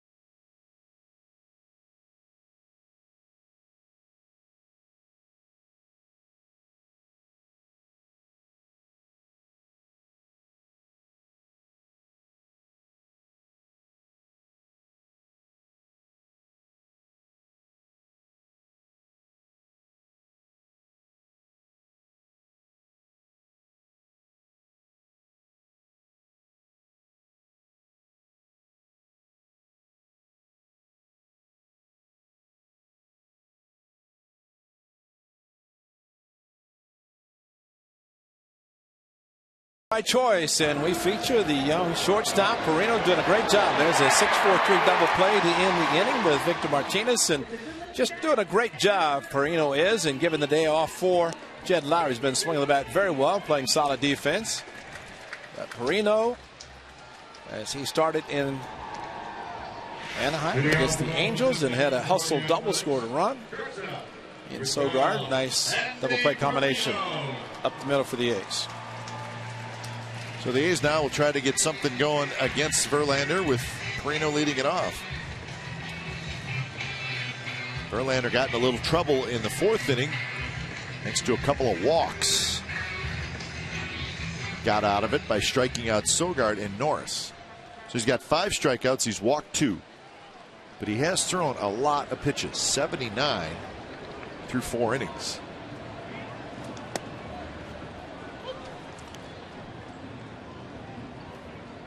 Perino dribbled one out in front of home plate in the 2nd inning. The catcher Brian Pena threw him out. See if Verlander now starts thinking about that high pitch count a little bit and maybe starts throwing more fastballs. Try to get ahead, maybe not think strikeout so much. Well, and also to stay in the game. He's going to stay in at least 5. He's going to qualify for the win if the Tigers are able to hang on. It's just a question what the A's do against the bullpen, which I'm sure Jim Leland and Jones are not going to leave him in forever. Strike 3 called. 3 pitches. Perino is retired. Okay, last night. It's a big call for the A's against the A's because the follow through by Brandon Moss hit the helmet of Alex Avila. Now, Cespedes was on the move. He would have stolen second easily, and as it turned out, he wouldn't have hurt himself later. But Bob Melvin is questioning this. The new rule interpretation, Eddie Montague, the supervisor, he threw me out of the park this morning when I was arguing with him. Out. Yeah, but as Eddie said, it wasn't interference. It was the follow through by the hitter hitting the catcher. And I said, but Alex Avila put himself in a position to be hit because he went down and blocked the ball. It doesn't matter.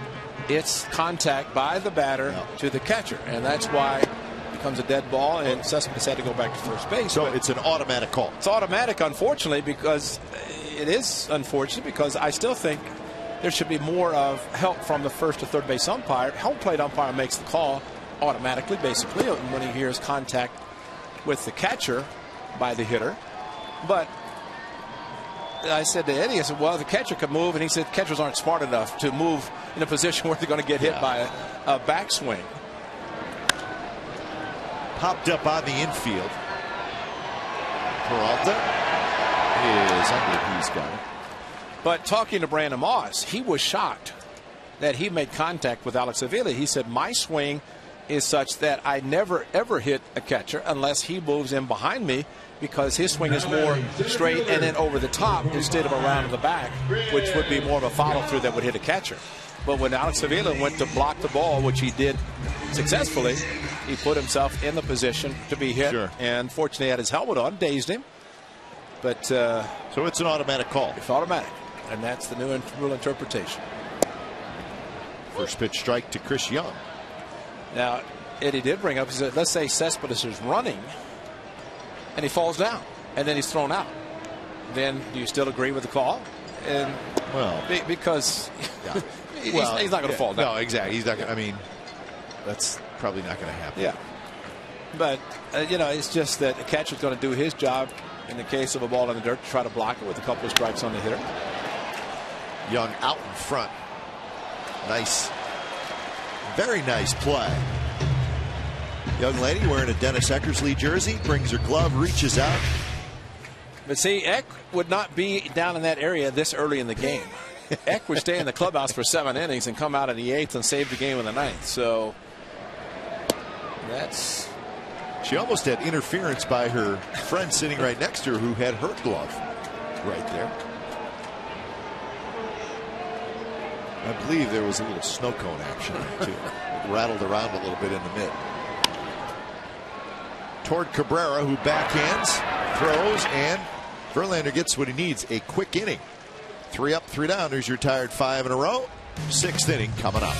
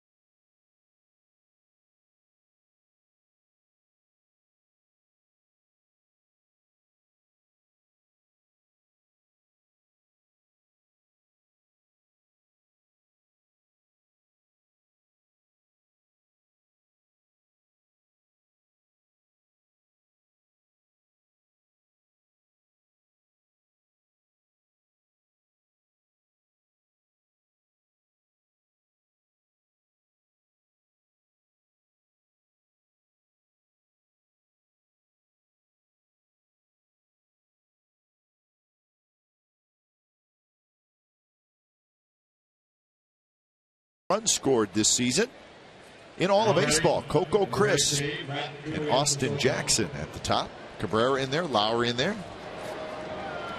And the A's as a team are leading the world in everything. They lead the majors in runs, doubles, homers, stolen bases, slugging percentage, and extra base hits. How about that? Not the American League, the major leagues. So the offense rolling early for the Athletics. Getting slowed down a little bit today.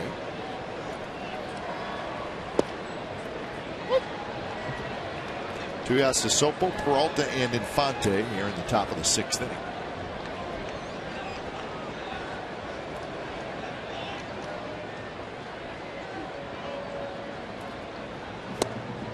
Big swing by Tuiasosopo. Ground ball outs today for Brett Anderson. Unfortunately, 3 times he's gone airborne and they've left the park or left over the fences. But he is typically a ground ball pitcher. Anderson is, and turned a double play, but and then for 11 ground ball outs already. So he's been dealing it, but when you make a mistake and lead a pitch up to a major league hitter, you usually take advantage of it, especially got some power. That guy, 3-run shot on a mistake. Peralta. In the hole, under the glove of Perino. And that's a hit for Tuiasosopo. Cut to the game early on Tuesday to catch 95.7 FM. The game broadcasting live from the all-new Budweiser Bowtie Bar. Watch A's broadcaster Guy Aberman start the game day off with insights and updates. And while you're there, order a customized A's jersey and get it the same day. The Budweiser Bowtie Bar is at Section 129 on Tuesday for our live radio remote with 95.7 FM. The Game. Here's Johnny Peralta. Going to get some action now in the A's bullpen. Looks like Nishak gets up to throw.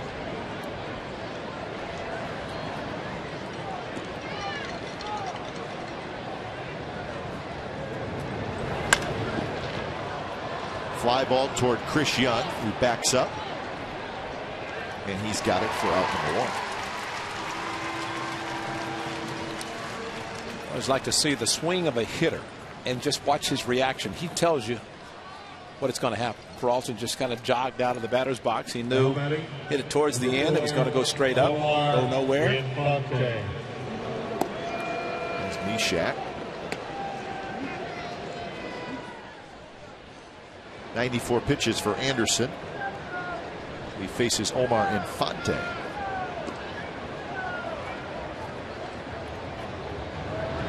Read an interesting theory, Ray, on the brawl the other night between Greinke and Carlos Quinton. It had to do with the fact that Monday is Jackie Robinson Day. Did you read about that?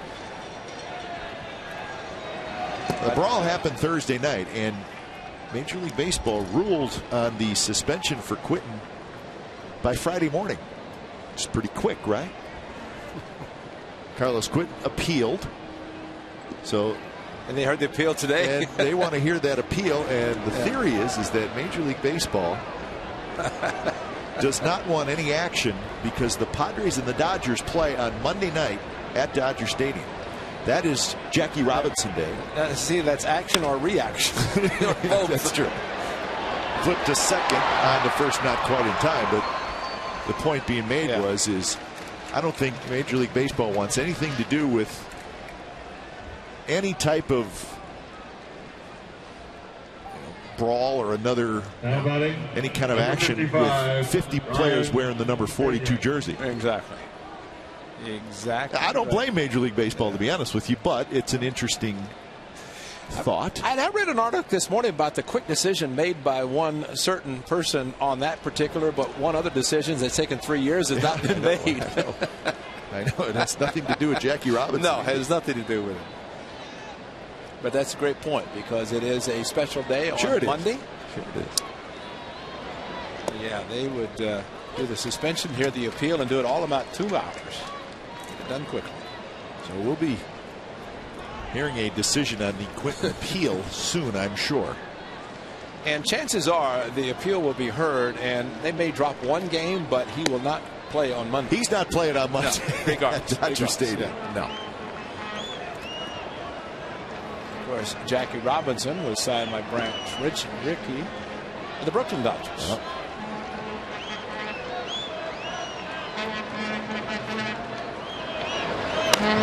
Yeah, fouls it straight back. And with the movie named 42, is a very evidently a good movie that's out and people talking about it. It's supposed to be good. Like to see it. Harrison Ford plays Branch Rickey.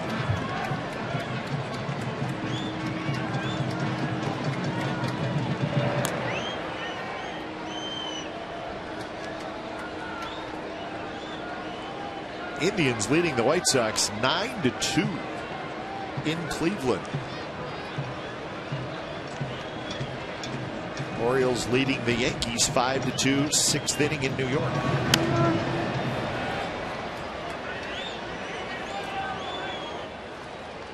Mets 4, Twins nothing in the 5th inning in Minnesota. It snowed today in Chicago in the morning. The Giants still were able to play the Cubs. The Giants won 3-2. It was literally snowing in Chicago this morning.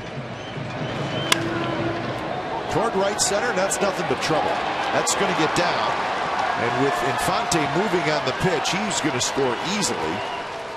And it's 6-1. So on a 1-2 count, Infante took off and Pena found the gap in right center. Another pitch of his elevator with Brett Anderson. It's going to be his final pitch. A little over 100 for the afternoon. The A's left-hander, and Melvin going to Pat Neshek. So Neshek in, Anderson gone after 5 2/3. When it's time for a change, think Speedy Oil Change and Tune-Up. Your oil change, tune-up, and smog experts.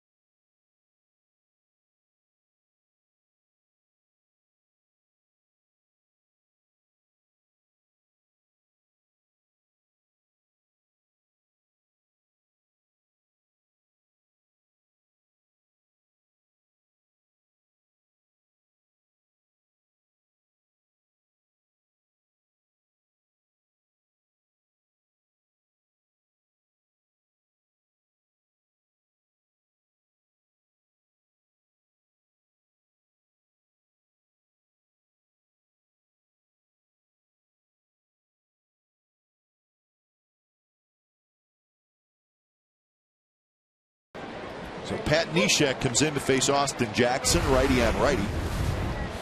It's been a struggle in the early going for Pat Neshek. Last pitched on Wednesday in Anaheim. I mentioned the elevation of the pitches of Brett Anderson. That's what has happened to Neshek. And that one's toward the gap in left center field, and another one's going to come home. Austin Jackson with an RBI double, 7-1, and you can close the book on Anderson. Well, just as you said it, Ray.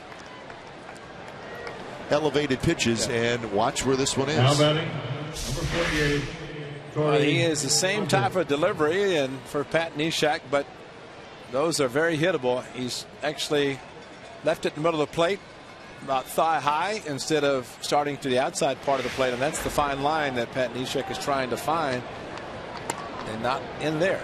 He wants to start it outside part of the plate and break away from the right-hander.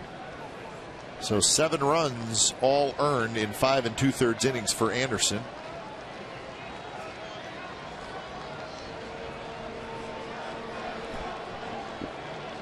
0-1 to Torrey Hunter. Neshek grabs it. Lobs to first, side retired. A couple of runs for the Tigers. We're moving to the bottom of the 6th inning. It's 7-1 Detroit.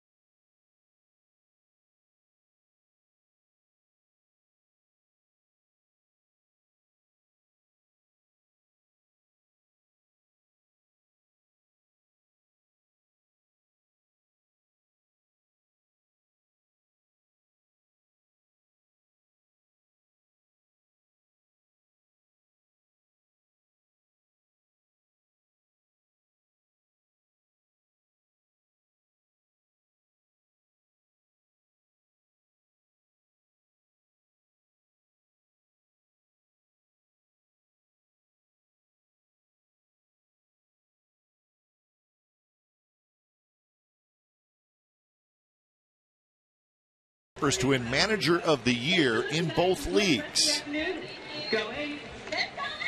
Bobby Cox, Davey Johnson, Tony La Russa, Jim Leyland, Bob Melvin, and we should not forget one Lou Piniella. Sweet Lou. Tony La Russa won it with the White Sox, the A's, and the Cardinals. So he won it 3 times.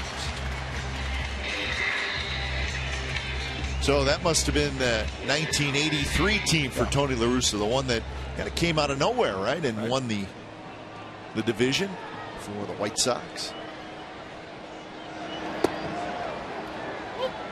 Ed Farmer's on the team. Was he? He'd come out of nowhere. Big Ed. I think Big Ed was. Eaton Ed was pitching for Tony then. When they wore the Bermuda shorts. Wow. Wasn't. That was not one of the finest hours for the White Sox organization. Found a lot of guys when they wore those things. Yeah, found the guys not sliding somebody. Why aren't you sliding? Well, look. Because you're making me wear shorts.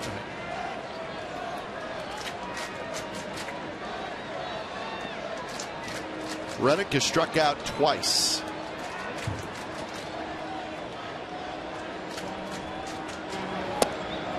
Reddick tries to hold up, and he did.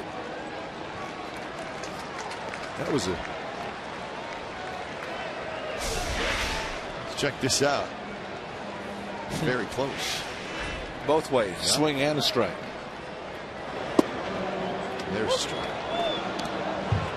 So the count now 3-2. Reddick did not like that call, so he's going to go for a walk.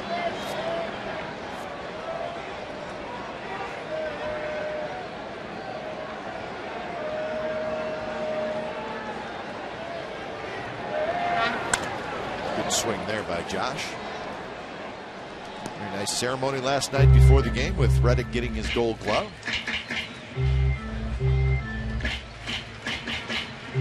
What we did with that Gold Glove? Took it home, found a nice spot for it. Maybe? Probably sent it back to Georgia with his dad and mom. Probably. Save it for him back there.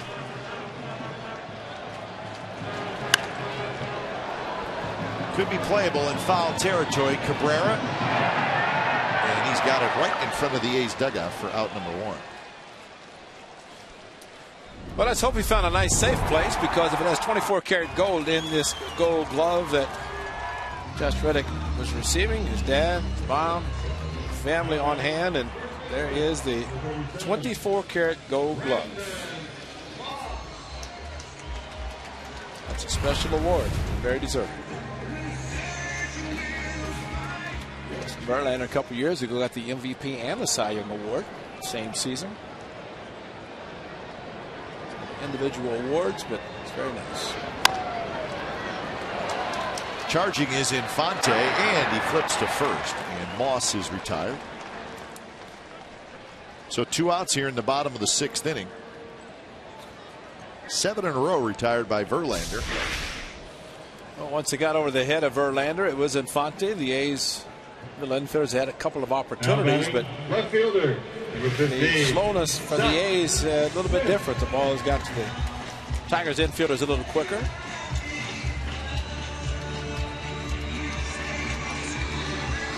So here's Seth Smith, who has reached base twice today, a single and a run scored in the 2nd, and then he walked in the 4th.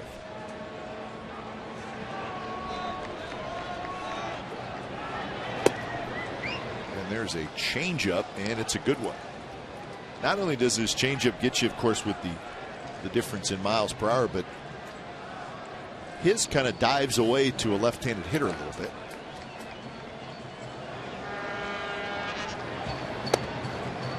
And he tried it again. Seth Smith homered against him last season, and today a base hit and a walk. So sure, Verlander, being the astute pitcher he is, knows exactly how hitters fare against him.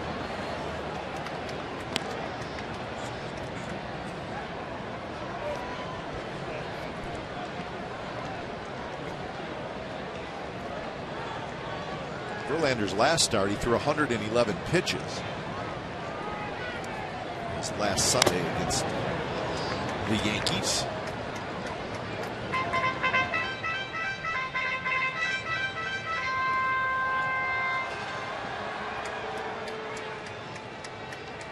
Today, 103. I believe Jim Leland would love to get one more inning out of him, get him through 7.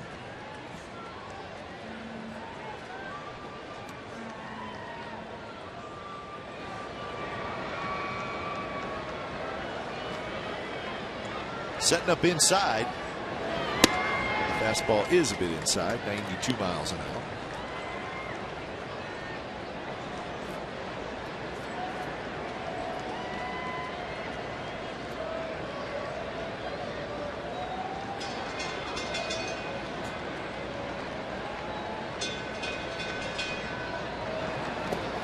Nice block by Pena. We got a no-hitter watch today, Ray. Where? In Minnesota. That's the interleague game, and a young man by the name of Matt Harvey, who is supposed to be a terrific young pitcher for the Mets, came up last year after a very highly touted prospect. He's through 6 innings. They're now just going to the bottom of the 7th. Matt Harvey. That's why BI is so great, isn't it? Get all that wonderful information. BI was right on top of that. Keep us posted the rest of the game.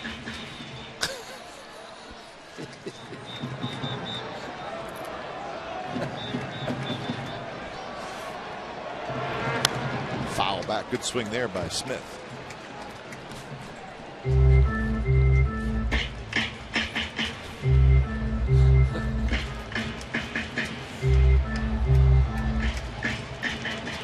So 3-2 to Seth Smith.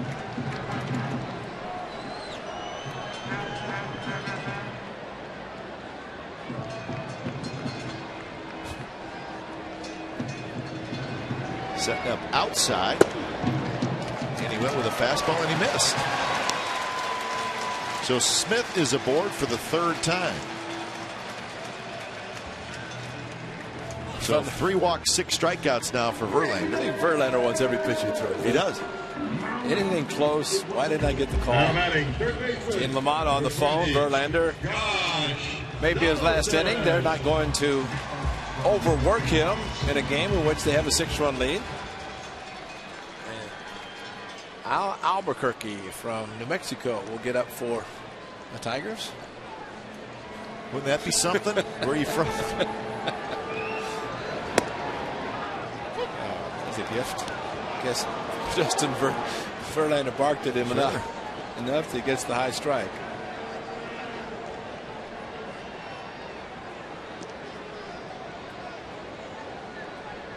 Donaldson also with a single and a walk, just like Smith. Ace went forced him to swing Headed it for that our way. booth. Just a bit shy of on. Phil Koch joins Albuquerque. Koch, the left-hander.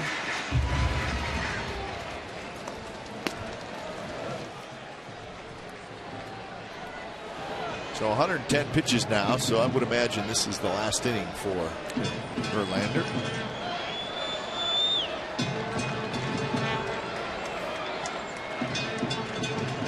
Tigers staff talking it over.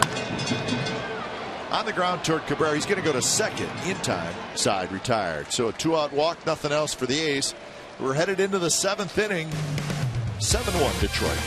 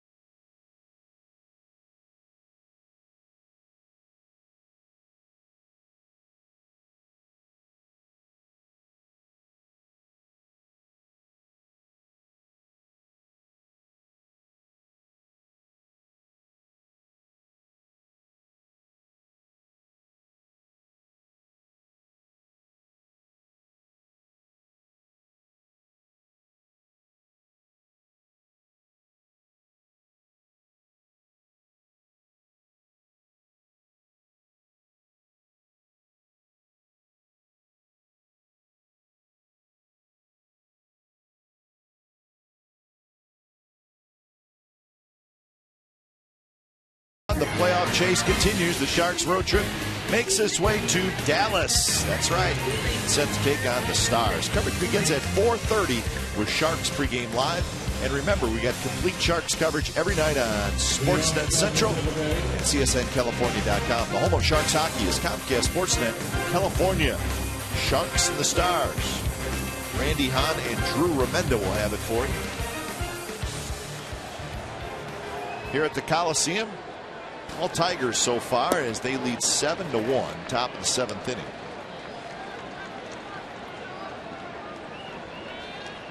Nishak to face Cabrera, Fielder, and Martinez here in the 7th.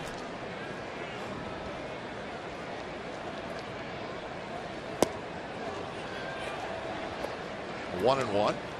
Cabrera walked in the 1st, struck out in the 3rd, grounded out in the 5th.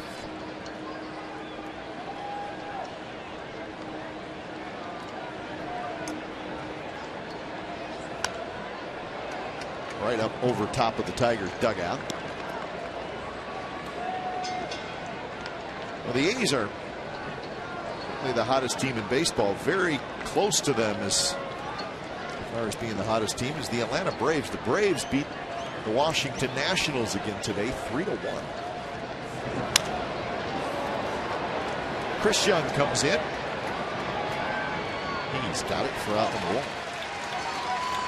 So the Braves are now 10-1, and they've won 8 in a row. So they have the best record in all of baseball. Coming into today, the A's had the 2nd best record in all of baseball. Got a pretty good ace in Tim Hudson, a former Oakland Athletic pitcher. It's a good team, really.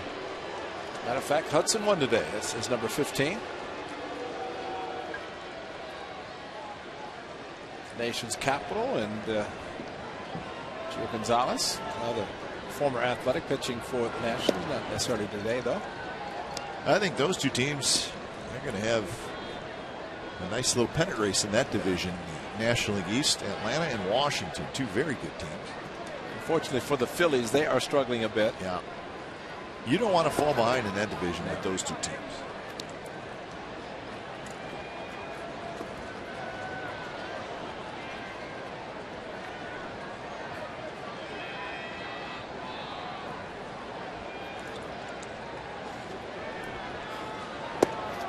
outside to Prince Fielder. Justin Morneau just hit a home run to spoil the no-hitter with 2 outs in the bottom of the 7th inning. So Matt Harvey, 6 2/3 innings of no-hit baseball for the Mets today. He will not throw a no-hitter. Yeah, I give you that information. Yeah. The guy's pretty good, isn't he? He's right on top of it. Now batting, number 41, Victor Martinez. So Victor Martinez, the switch hitter, will now hit from the left side for the first time today.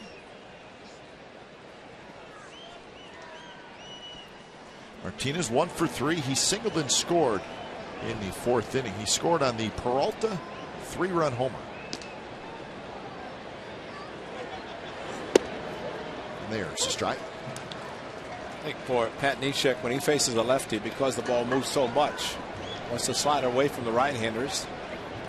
Two-seam fastball with movement to lefties, but sometimes the fine line, whether he starts in the middle of the plate, catch the corner, started outside, get a hitter to chase. Prince Fielder took it. There's a slider coming back door into the hitting area, the strike zone.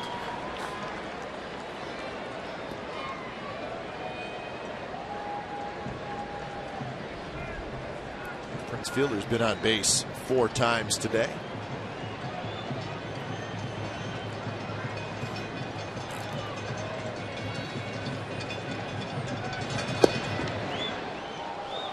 See Andy Fletcher, the home plate umpire, indicating why he called that a ball. He kind of looked to his left.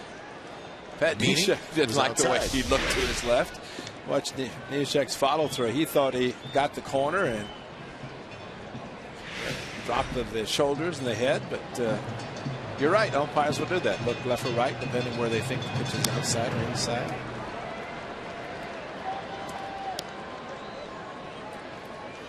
I think if there's one thing a pitcher wants, and I think we saw it with Verlander today, if you ring up a hitter with a strike in the first and second strike, ring him up on the 3rd strike. You know, sometimes not to say that Andy Fletcher is that way, but there's some umpires who see that to call the 3rd strike, they'd rather see the hitter swing the bat. If it's a strike, it's a strike. You got to call it.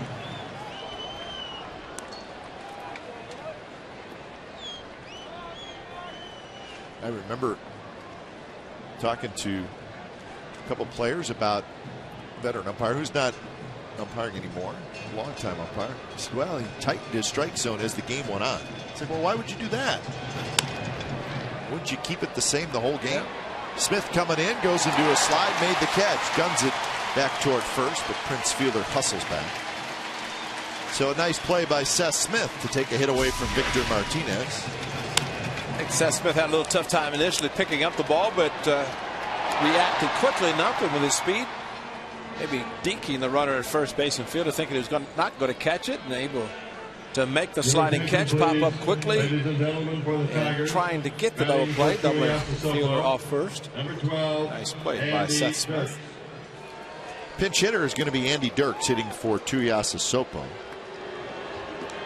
But you're right as far as tightening the strike zone. Strike zone should be the same from pitch number 1 throughout the game. Yeah.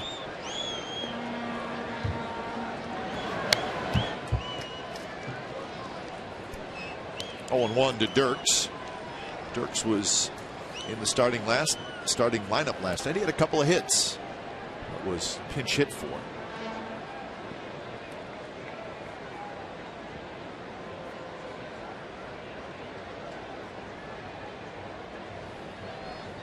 Swing and a miss, and it's 0-2. So Neshek getting some work in. He's thrown 20 pitches.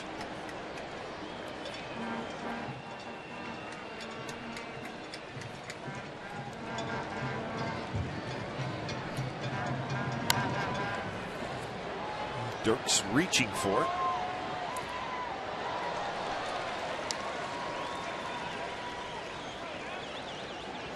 Orioles still leading the Yankees 5-3. 7th inning.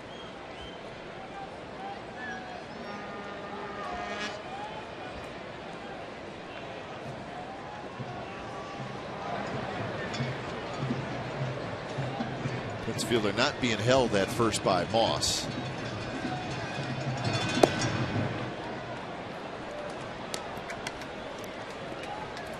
So 1-2 the count to Andy Dirks.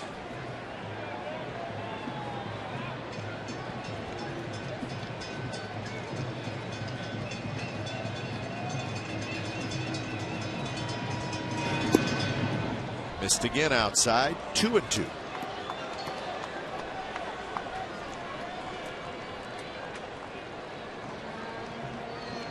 Al Albuquerque is just standing on the bullpen mound for the Tigers. So he's been down there for a while warming up.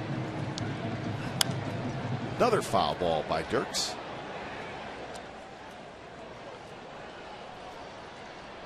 So it looks like, anyways, Verlander is going to be finished after 6 innings. But you never know.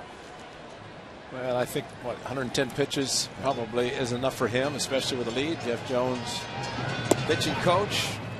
And it could be Justin Verlander's thrown enough, but also you get the guys out of the bullpen. Although they worked a lot last night. Shares are going 6 innings and ended up being a 12-inning game. 3-2. Prince Fielder will take off. And this one's popped up. Sogard grabs it. Side retired. 7th inning stretch from the Coliseum. It's the Tigers 7 and the A's 1.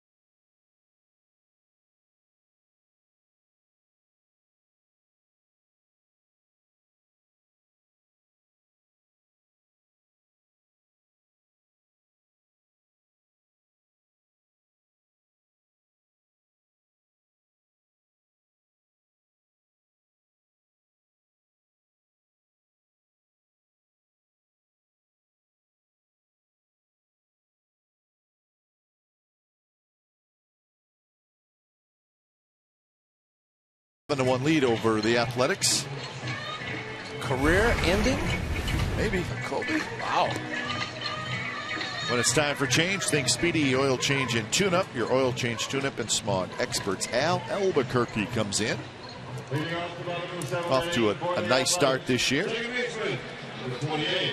Just throws hard. Yes, it does. Got pretty good stuff. 2 and a 4 seam plus a slider. So out of the bullpen, not much time to get loose. Although today he had a lot of time. Andy Dirks stays in the game. He's going to play left field. And Albuquerque will face Sogard.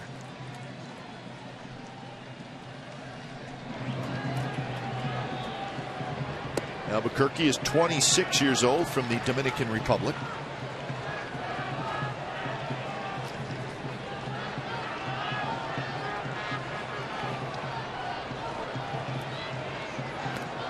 Two and 0. What a story this will be.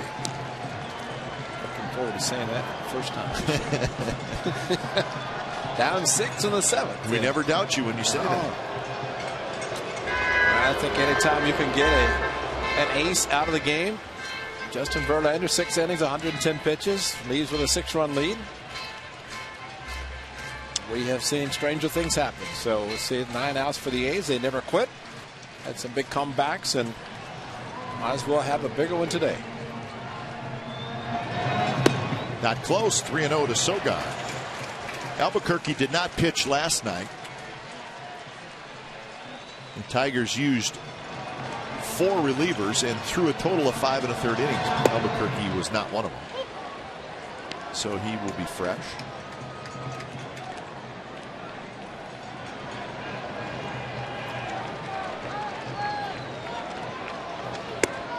Remember, Albuquerque came on the scene in 2011 and he was terrific. But then he had elbow surgery after 2011 and didn't come back till toward the end of last year. Only pitched in 8 games in the big leagues last year. 3-2 slider with 6 that. Tomorrow it's Pet Adoption Day. 10,000 fans will receive an A's Pet calendar. It's sponsored by Central Garden and Pet. That's when the A's host the Tigers. For more information and tickets, call 877-493-BALL or visit oaklandathletics.com/tickets. And I've already received requests for the pet calendar for the season. Who's that, your barber? Yeah. Rod and Tom. They want the calendars because they know where the A's are playing and all of the games right here on Comcast Sportsnet California to watch. Strike 1 to Derek Norris from Albuquerque. Coke warming up quickly.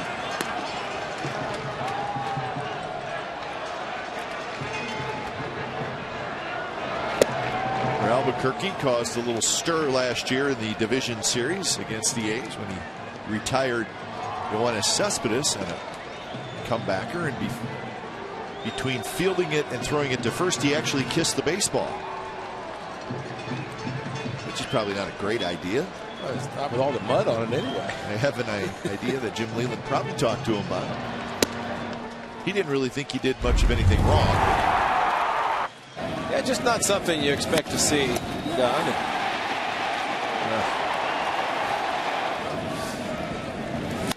Get a better view of it right here. Probably wouldn't do it again. No. Cabrera fields it in foul territory. Yeah, I don't think it's something that the master Jim Leland would expect out of any of his players to do something like that. Anybody that's old school baseball, Jim Leland is it. I mean, anybody, I don't know if Jimmy hasn't seen him, check to see if he's still wearing cleats. Bobby Cox and Jimmy Leland were wearing the real cleats, not tennis shoes or all that soft soled. They were ready to go out on the field and play in his cleats. Norris off the end of the bat, 1-2 the count.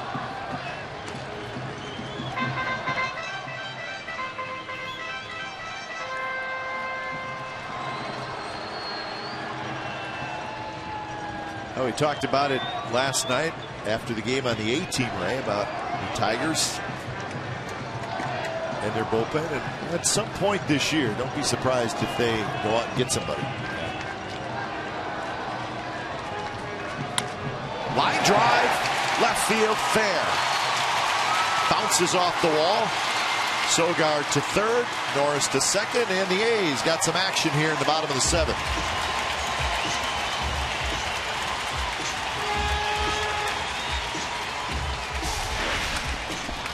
Another very good at bat by Derek Norris. He took a couple of pitches to get the count, fouled off 3, and then finally got an elevated fastball. And nice job of hitting. Again, Derek Norris drove in the first run with a hard hit ball.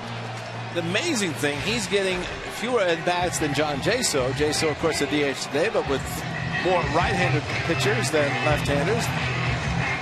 And he is not getting a chance to play as much. Today he is catching because Jaso is the DH, batting left-handed against the right-hander. Verlander starts the game. Marino swings and misses at the first pitch. So the double by Norris, just the 4th hit for the A's. And now Porcello starts to loosen up along with Cope.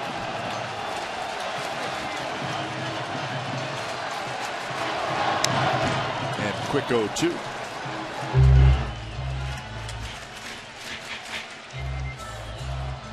As I mentioned, 9 outs for the A's remaining, at least 9. the regulation, but take advantage of opportunities. A couple of runners need to score that are on base right now in scoring position.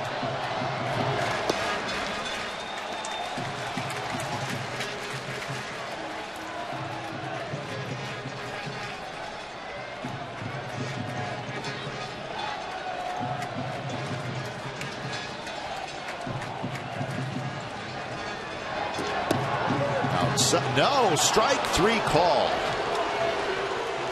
Looked like it was off the plate, but Andy Fletcher called it a strike. Backdoor slider, and the one that Pat Neshek wanted top of the inning did not get, but this time Fletcher gives it to him. It's not a strike. No, it's not. Not that close.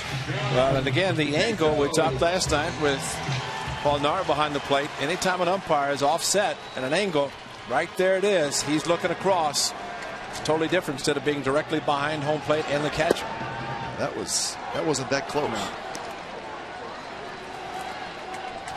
It wasn't Joe Nathan bad, but it was a bad call.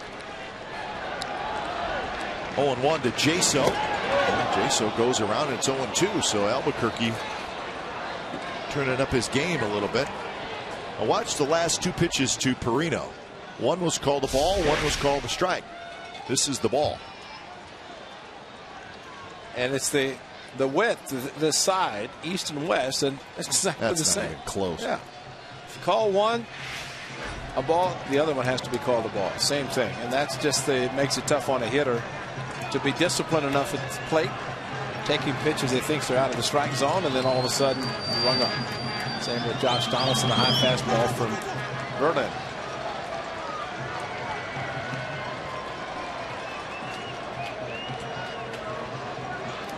Jaso is 0 for 3 hitting out of the leadoff spot today. Pop out to third, line out to center, pop out to short. So his average now at 303.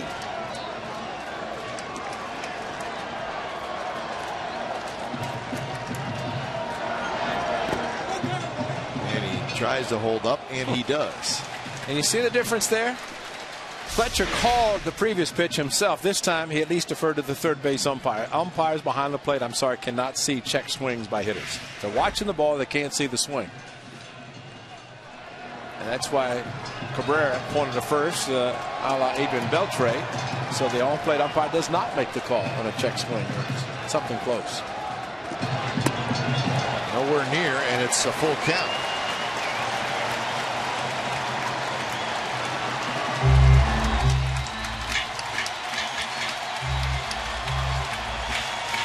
So the sellout crowd this afternoon, 35,067. They're starting to get into it. And Jaso fouls it back. And the nice thing being the 7th inning, and this crowd still pretty much everybody in their seats. They have seen a lot of comebacks by the Athletics. Second half of last season, postseason, and already this year. Jaso swings and misses. So a couple of big strikeouts by Al Albuquerque. He's not out of the woods just yet, as he's going to face Chris Young. Well, we've seen him throw a 3-2 slider, walking Sogard, and that is his pitch. Good fastball, 2 and 4, but he likes his slider, and he threw it again on the 3-2. Young is 0 for 3. He's grounded out twice and flied out to left field.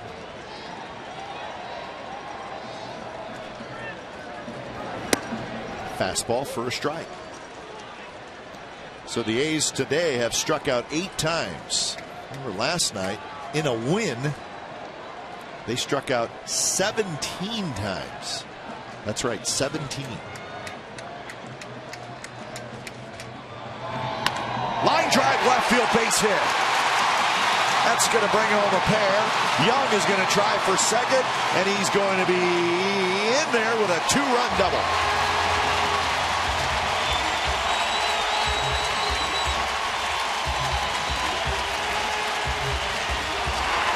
If you talk about the same pitch, Jim Leland's going to go to his lefty, but Brian Pena again going inside as he had done the previous pitch. And there is no hesitation in showing the world what he's doing. He got up out of his crouch and just stood up and moved back inside. Chris Young, I don't know if he knew it was coming, but he got it, tomahawked it to left field, and hustled his way into second base. No slide, maybe should have, but did not, and gets the 2-run double with Coke flying in from the bullpen. So Phil Coke to face Reddick when we come back.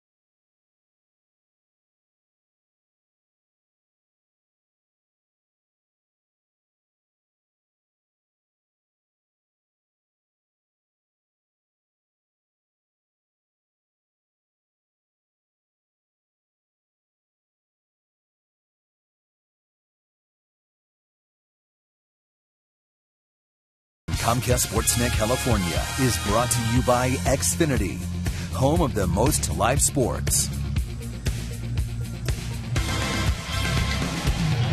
Al Albuquerque gives up a couple runs here in the 7th inning. And there's another RBI sitting out there. That's Chris Young. He knocked in a pair. So Phil Coke to face Reddick. So Coke not off to a great start.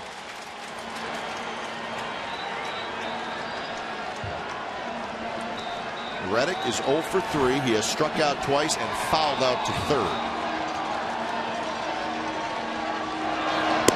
Fastball right in there for a strike to Reddick, taking all the way. Reddick now 1 for 7 in the series.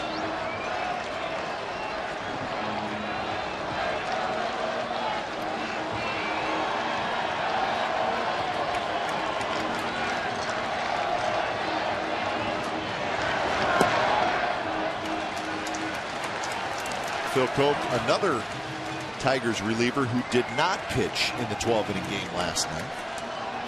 Joaquin Benoit did not pitch. He was up 4 innings though. He was, yeah. He got a full lather going out in the bullpen, that's for sure.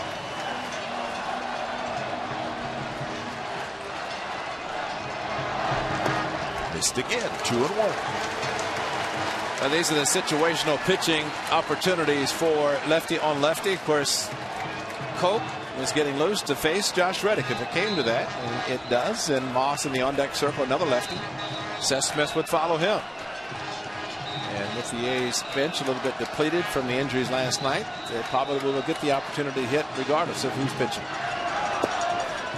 Again, it's 3-1. Great take on a slider. Boy, you have to be disciplined enough to start your swing, realize the spin, and that it's going to be out of the strike zone. Porcello up and throwing again.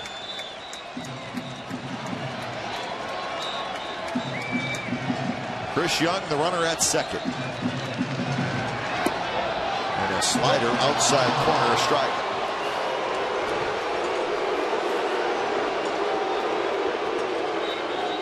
Well, I don't know if this is the pitcher or Pena the catcher, but there have been a lot of sliders called today. So it's not like you can anticipate in a fastball count that you're going to get the fastball. Reddick has not.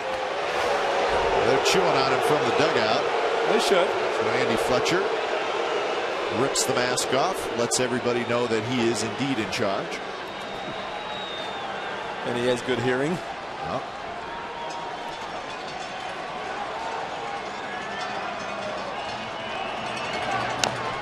Reddick rolls one foul.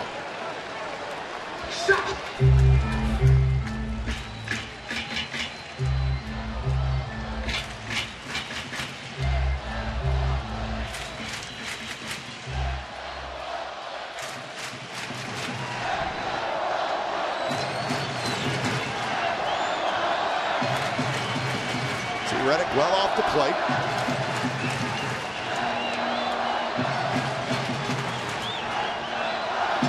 Three-two pitch is grounded towards second. Infante has it, side retired. So Reddick 0 for 4, but the A's get a couple of runs on 2 doubles and a walk. So we're on to the A's 7-3 Tigers.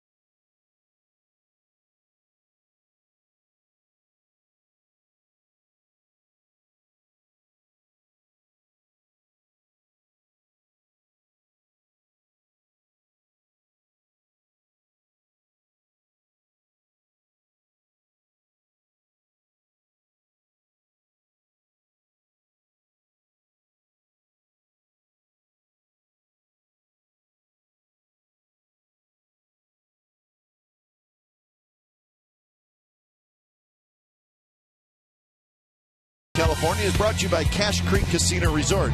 Cache Creek is giving away 16 cars guaranteed. Visit cachecreek.com for information. Beautiful day in the Bay Area. Cool. If you needed a blanket, you got one. We gave you one today. You use it a lot.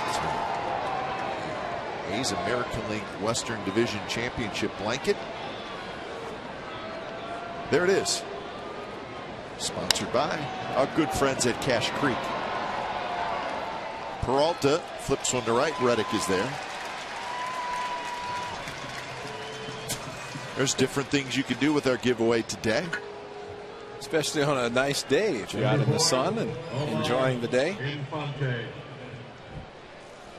That's good in case there's a foul ball that comes that you're not able to handle it. Yeah. That looks good on you, Kai. It almost looks like a cheese head. I don't know why anybody would want to wear a blanket on top of their head. But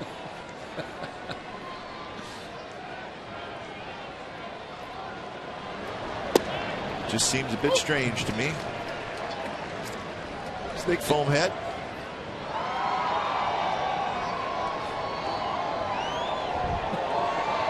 Here's Omar Infante. Moss is back, turns around, makes the catch. All right, let's take a look at tomorrow's pitching probables. It's brought to you by Chevron. Care for your car. Jared Parker against Anibal Sanchez. Sanchez getting the big contract in the offseason to stay in Detroit. And Jared Parker making his 3rd start. And Jared Parker struggled in his first 2 starts, so we're looking for a bounce back from Parker.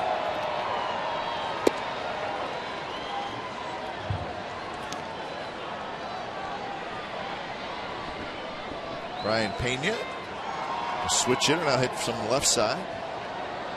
Ground out, a sacrifice, and an RBI double for Pena. So indeed, Ray, extended work for Pat Neshek. I think it's good because figure yourself out. That's right. Needs the work, and he is pitching much better the longer he's in there, and he is capable. It definitely saves the bullpen for the rest of the time, and it'd be nice if you need him a little bit later, if not maybe tomorrow. But I think more than anything for Pat Neshek to figure it all out, because he is a good pitcher. Had some good games for the Athletics. Excellent spring. Trying to figure it all out. Kurt Young, the A's pitching coach, letting that happen today.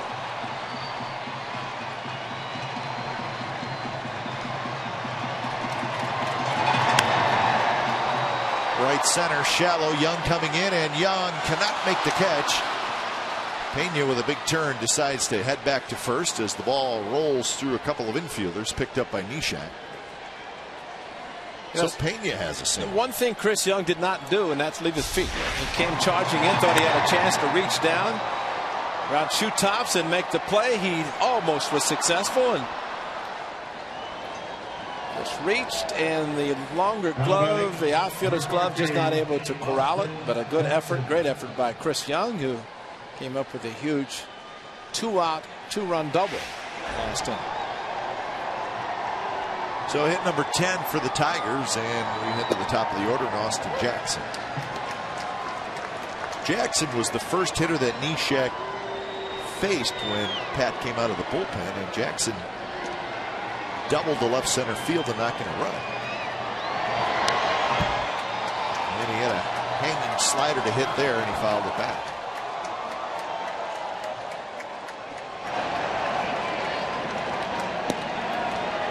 Scribner up.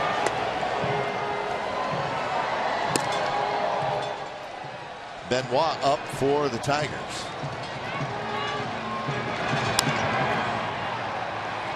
Donaldson to first. Jackson's retired, and so are the Tigers. Bottom of the 8th, some work to do. Moss to lead it off. 7-3 Detroit.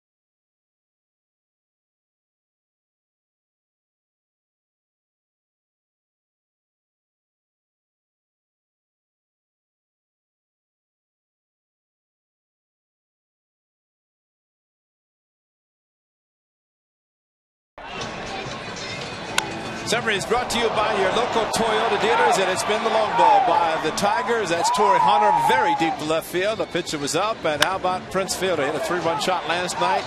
He goes solo to right center off the back wall of Brett Anderson, and he would give up one more, and this was the big one. A 3-run shot off Johnny Peralta's bat, and this was after Brett had stumbled a couple of times and left the pitches up. And Justin Verlander has been typical Verlander. 6 strikeouts for the hard-throwing right-hander. Got a lot of run support early, and that has helped him. So 7-10-0 for the Tigers, 3-5-0 for the Athletics. But they still have at least 6 outs remaining in this contest. And as they say in Oaktown, it's not over till it's over. Yogi said it, but, you know, I'm saying that here. Well, after what happened last year with all the walk-offs. That's right. So Phil Koch is going to remain in the game. And a couple of lefties coming up. Moss and Smith, and then the right-hander Donaldson here in the bottom of the 8th. A's scored a pair in the 7th to creep a little bit closer. And they'll try to get something moving against Coke.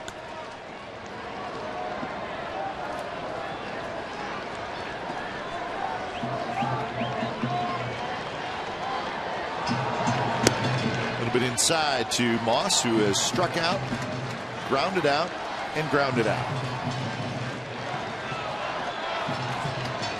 So Moss is 0 for 3 today and 0 for 8 in the series.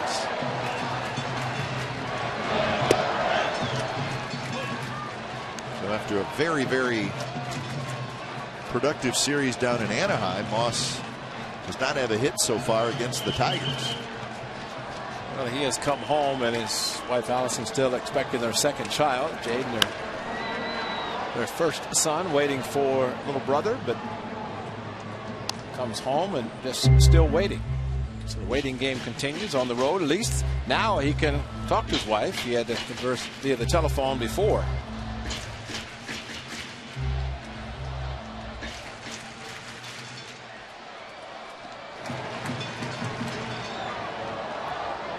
Coke is ready. The 1-2 pitch. Fastball a little bit low and a little bit away. Phil Coke, as he comes to set positions, almost like, okay, I'm just going to relax. Lets his shoulders kind of up and just down. Watch when he comes to the set.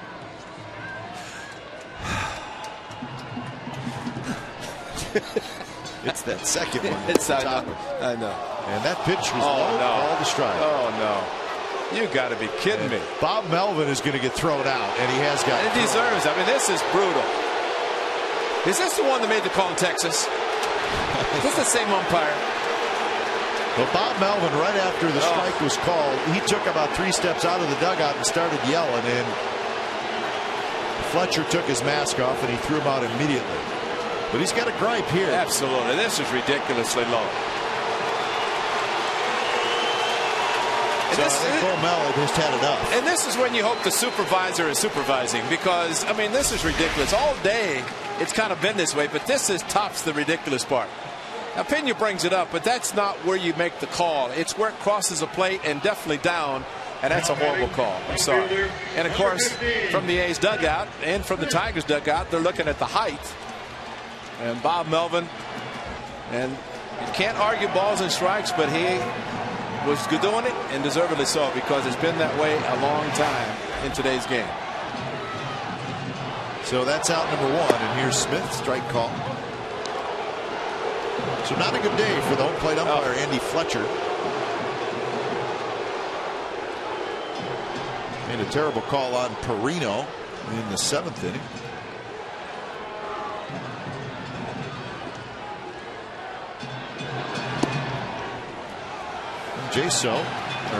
Smith has been on base all 3 times. A single, a walk, and a walk. He has scored a run.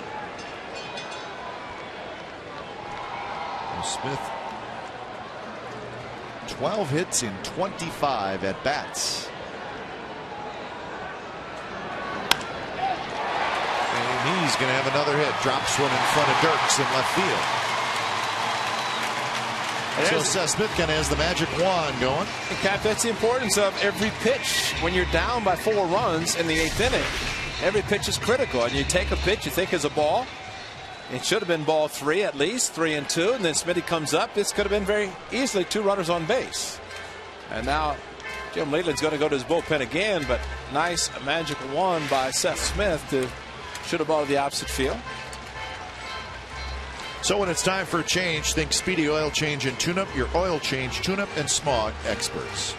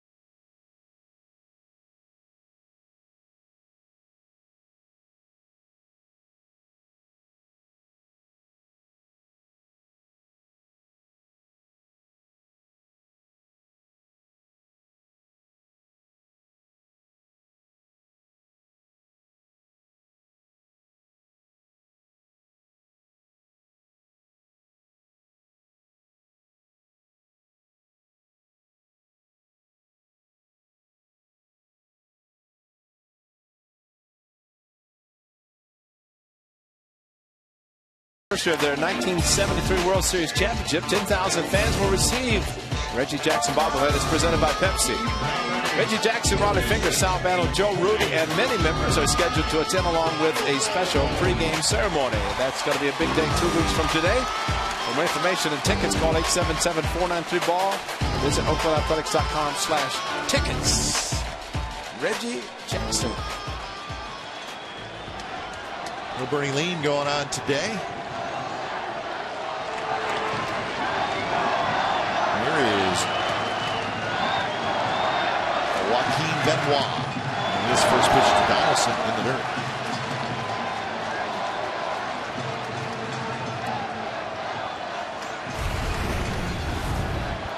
So Benoit, who would probably be classified as the closer right now for the Tigers, although he does not have any save. This is not a save situation for Benoit.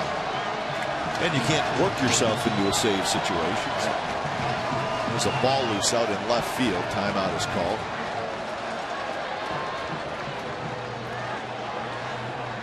Well, after Valverde was the closer last year for the Jim Leland and the Tigers, it was an automatic, but they're still trying to establish themselves as a bullpen and who the closer is going to be. Benoit is capable. He's done it before.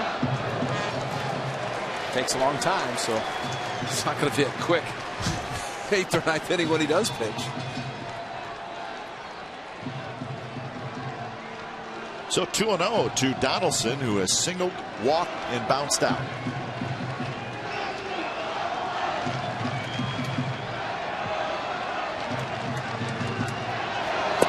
There's a strike in the outside corner.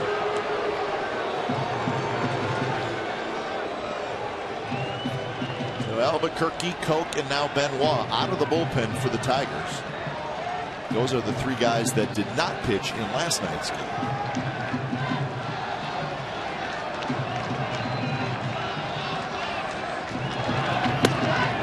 Touch high, 3-1.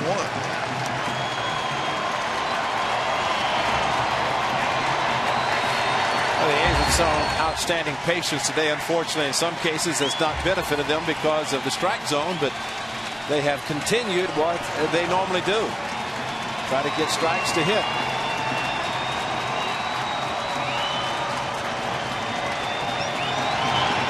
And there is a strike. So now a full count with Smith at first. Sogard on deck. Pretty good pitch to hit, but when you're down 4, maybe you don't feel that. Take a swing, trying to get base runners. Some of the pitch now, he'll be swinging.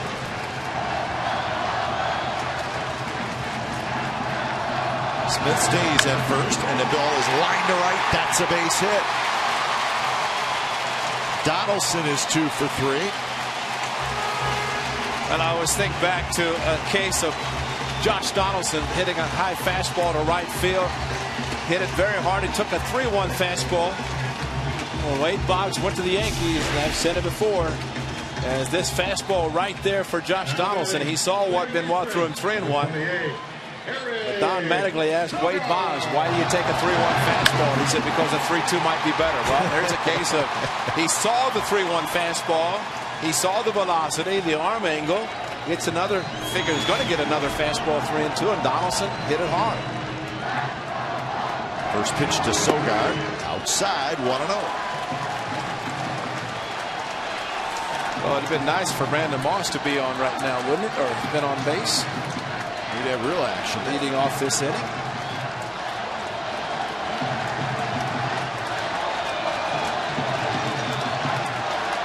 Sogard 0 for 2 with a walk. And that one called a strike. Same have pitch. to be. It was the same pitch as he just threw. It was called a ball. It's incredible.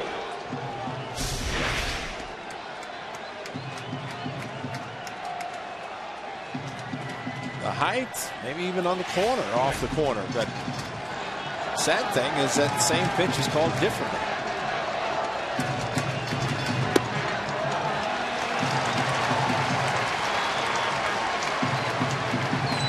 Sogard Also scored a run in that 7th inning after leading off the inning with a walk.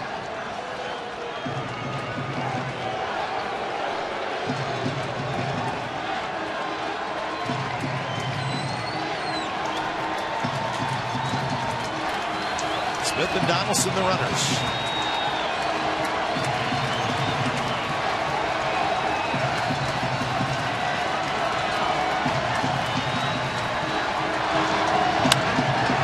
Center field hit pretty well. Jackson going back, still going back, and he reaches up to make the catch. And the runners head back. So that's out number 2 here in the bottom of the 8th inning.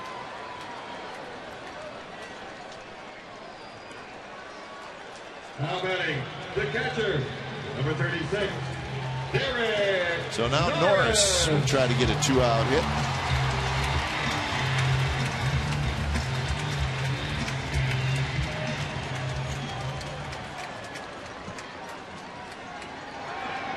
Norris has had a good ball game. Singled in a run in the 2nd, struck out in the 4th, doubled and scored in the 7th.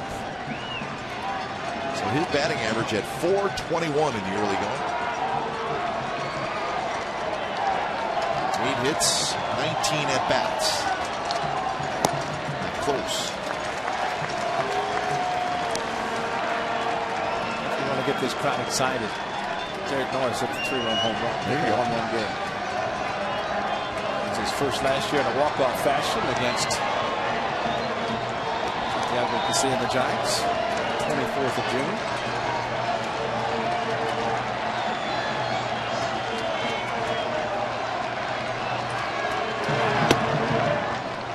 Just missed. 2-0. So Benoit asking Andy Fletcher where it was, and Fletcher answering his question with a head nod.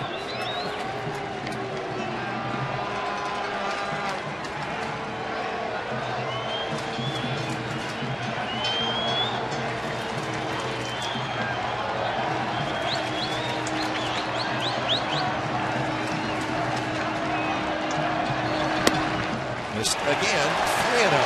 So Benoit is trying his hardest to make this interesting. On deck is Andy Perino.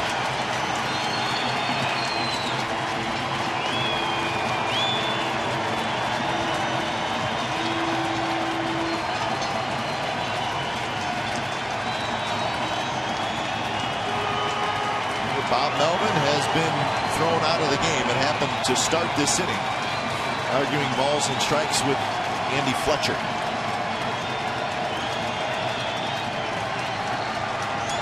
.3-0 pitch is outside, and the bases are loaded. And the tying run is coming to the plate. It's not going to be Perino. It's going to be Jed Lowry.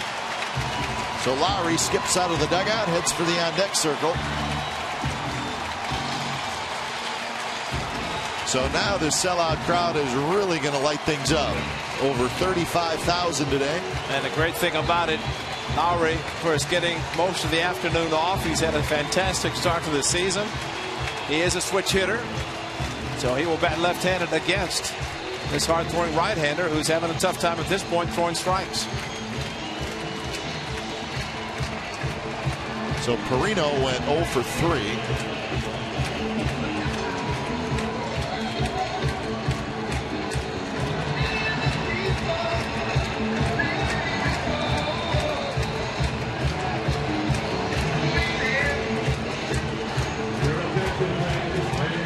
So here comes Lowry. Chip Hale acting as the manager.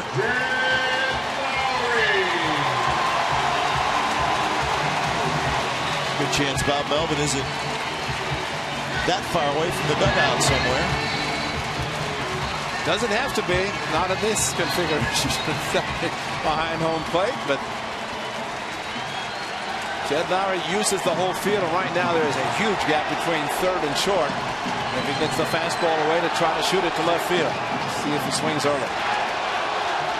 First pitch to Lowry is way inside.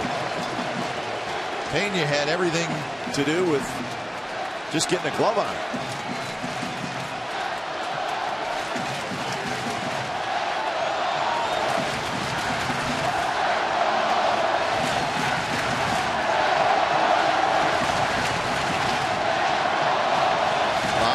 to the great start, hitting .386. He's got 3 homers. He's got 6 doubles.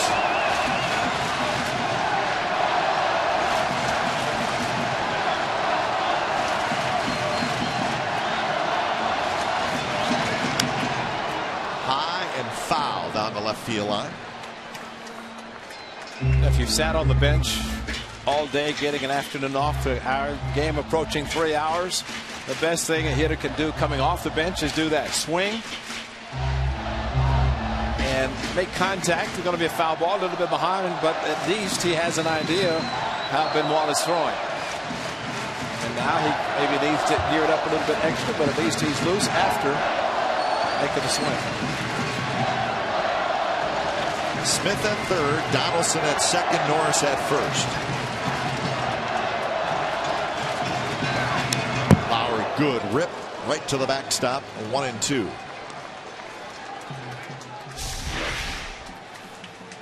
Fastball right down the middle, slight tailing towards the outside part of the plate. And again, Lowry fouling it straight back, but also thinking about left field, not really opening up that much unless he gets an off-speed pitch. Right now, Benoit staying at heaters.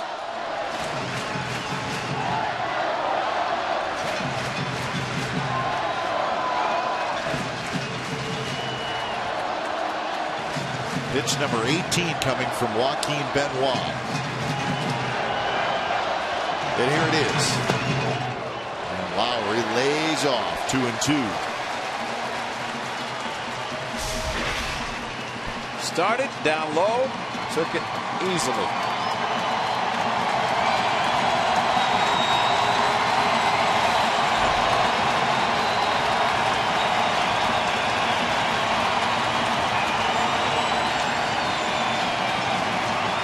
Runner set to go on the crack of the bat.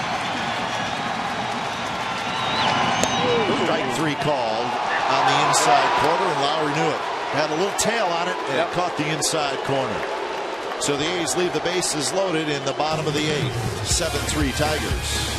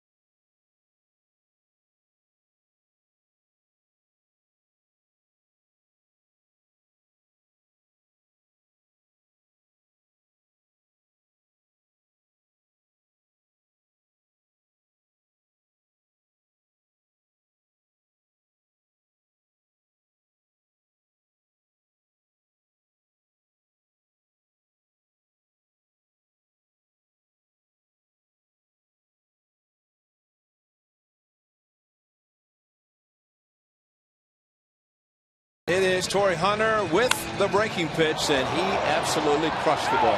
Very deep left field, and that was the beginning. That would tie the game. And then the Tigers would add 4 more in the 4th inning on a couple of home runs, including a 3-run shot by Peralta. So that's where it stands now, 7-3. Big strikeout by Benoit of Jed Lowry, who stays in the game at shortstop. The new pitcher is Evan Scribner. So when it's time for change, think Speedy Oil Change and Tune-Up, your oil change, tune-up, and smog experts.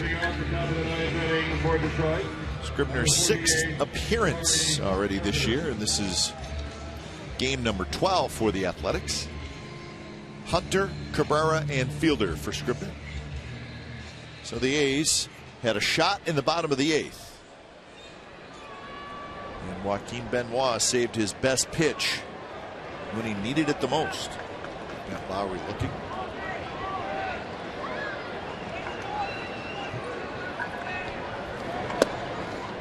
Torrey Hunter takes a strike.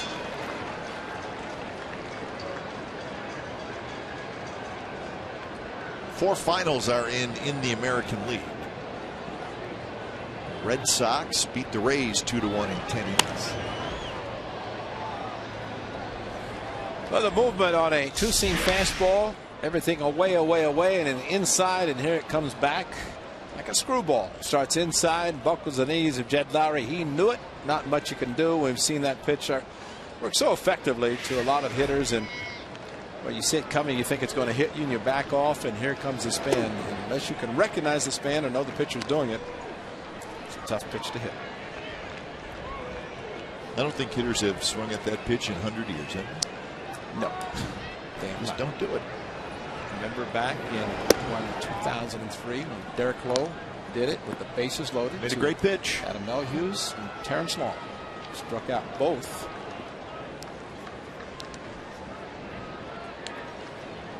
2-2 to Hunter.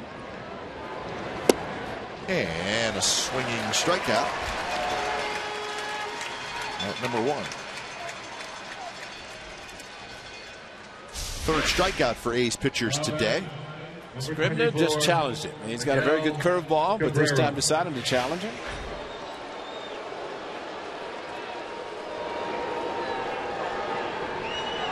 So Cabrera will hit. Cabrera is 0 for 3 with a walk. The Red Sox got a walk-off hit from Shane Victorino in that 2-1 10-inning win over the Rays.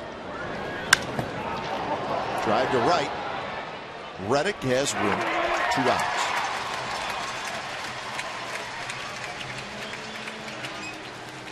So that'll bring up Prince Fielder. Indians beat the White Sox 9-4. Mark Reynolds with a grand slam for the Tribe. Well, the White Sox have lost 5 in a row.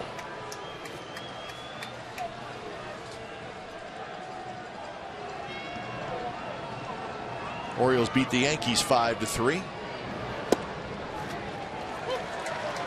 Flaherty, Markakis, and Reimold homered for Baltimore. Vernon Wells hit his 3rd home run for the Yankees, but Baltimore wins it. Even up that series at a game apiece.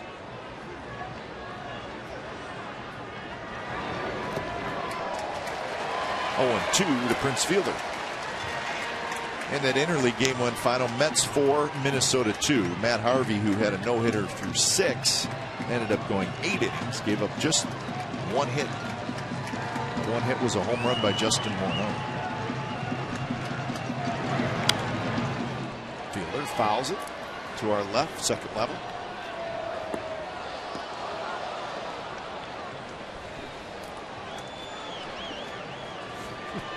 Easy.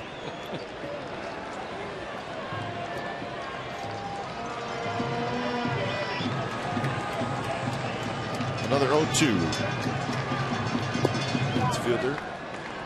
It's like he knew that breaking ball was coming the way he took it. He's singled, homered, and walked twice. He's had a big series for the Tigers.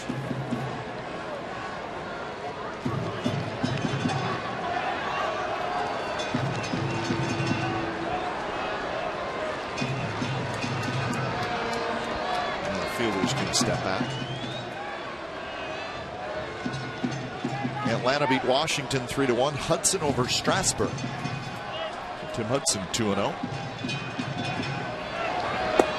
Strike 3 called, and that'll do it.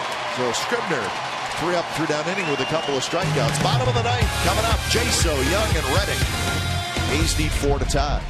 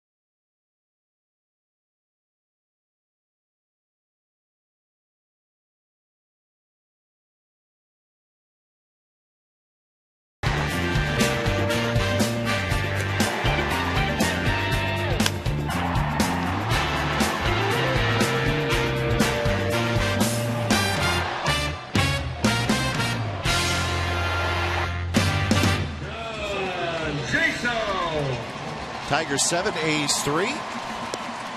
Tigers trying to break the A's 9-game winning streak. The A's do have a habit of making it interesting in the late innings. They left the bases loaded in the 8th and did not score, so they'll need some more action here in the 9th. Joaquin Benoit, who threw 19 pitches in that 8th inning, is going to head back out there.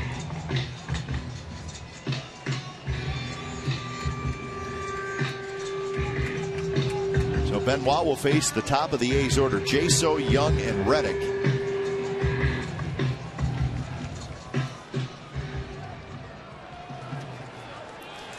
A's post-game live coming up immediately after the final out. So keep it right here on Comcast Sportsnet California for that. And we'll be back with you tomorrow for the final game of the series. That man, Jared Parker, will pitch against Anibal Sanchez.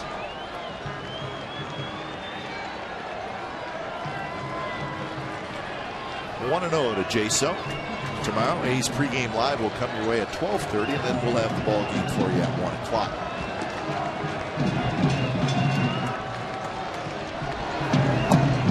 Jaso checked his swing. Jaso is 0 for 4. Yeah, that's a swing started by Jaso, but really not a bad idea to force Benoit to throw a strike by taking. He looked like he started almost and possibly could have had the check swing called a strike. It was not. That's a good take, and just force a pitcher who has a tendency to be a little bit wild to throw strikes. And when you're down 4, you want base running. Chris Mullen. Good to see Chris here. Yeah.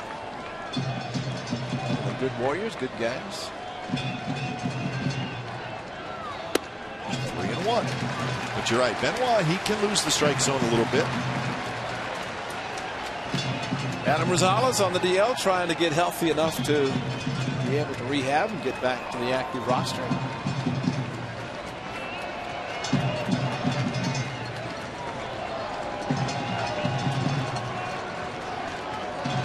Jaso trying to get aboard, and he will. Pitches high, and it's a walk.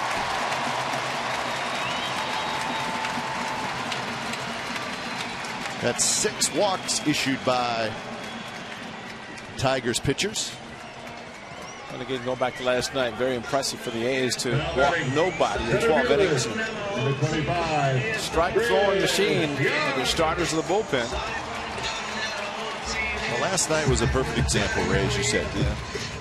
Tigers bullpen pitched okay, right? Gave up a couple of runs in 5 1/3 innings. Now, of course, one of the runs was the game winner. But gave up 2 runs in 5 innings. That's not bad. Yeah. But the A's bullpen, 5 innings as well, and no runs.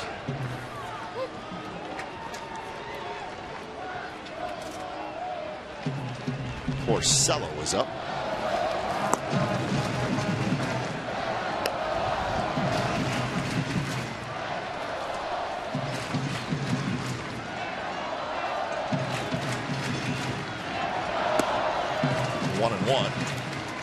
So Porcello, of course, is a starting pitcher, but the Tigers have an off day on Monday, and he will be skipped in the rotation. He will not. Well, you look at the 4 guys they have in front of him, and Porcello, of course, a very young pitcher when he first started. They monitor his innings, but they have 4 quality starters now. Chris Young swings and misses. So that is why Porcello is in the bullpen for this series. Good two-seam action, then a ball down and in, maybe even off speed from the right-hander. Now the A's not even going to see Doug Fister. Nope. He's the other starter, the three that the A's. Scherzer, Verlander, Sanchez.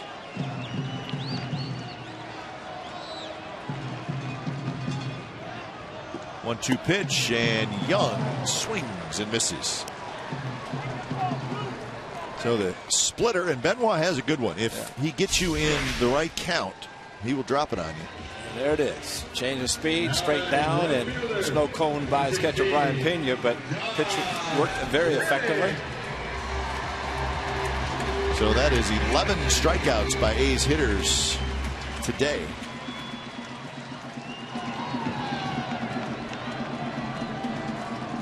Prince Fielder playing well behind Jaso and right on the line.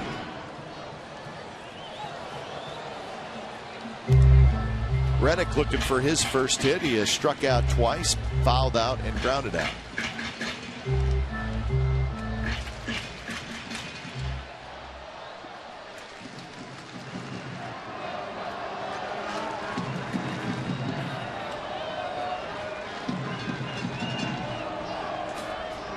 Jaso is going to take second base. I think it's hilarious that Benoit looks at first regardless of whether anybody's there or not.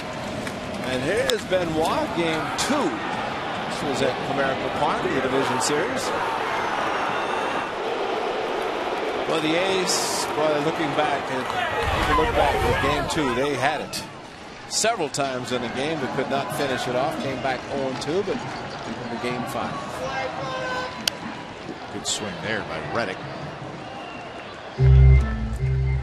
That last season, the end of the season from June forward, and then the postseason, really something to build on for the Athletics, and carrying it into this season.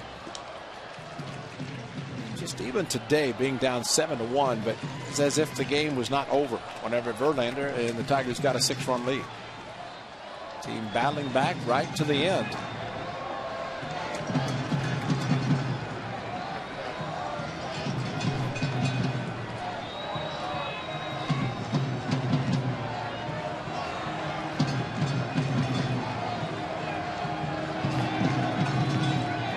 Reddick behind in the count, 1-2.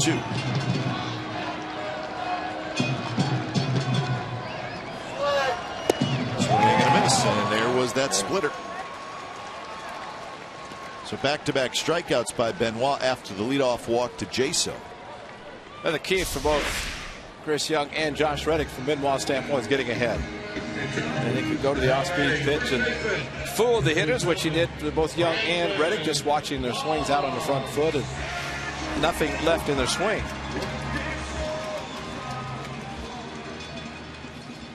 So that'll bring up Moss. Moss is 0 for 4 with a couple of strikeouts.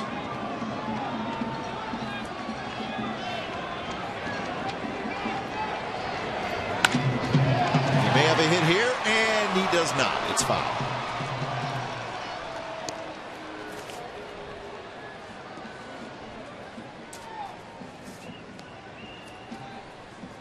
So 0-1 to Moss. If anything, Ray, whatever happens at the end of this game, the Tigers closer, Joaquin Benoit, has thrown 33 pitches. I can't imagine he'd be ready to go tomorrow. Right?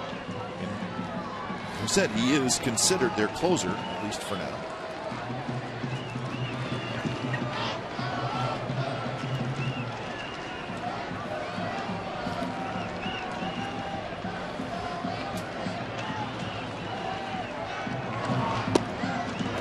Floats off the plate.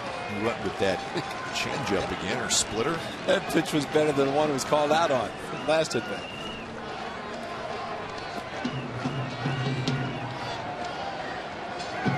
Bob Melvin was tossed out of the game in the last inning.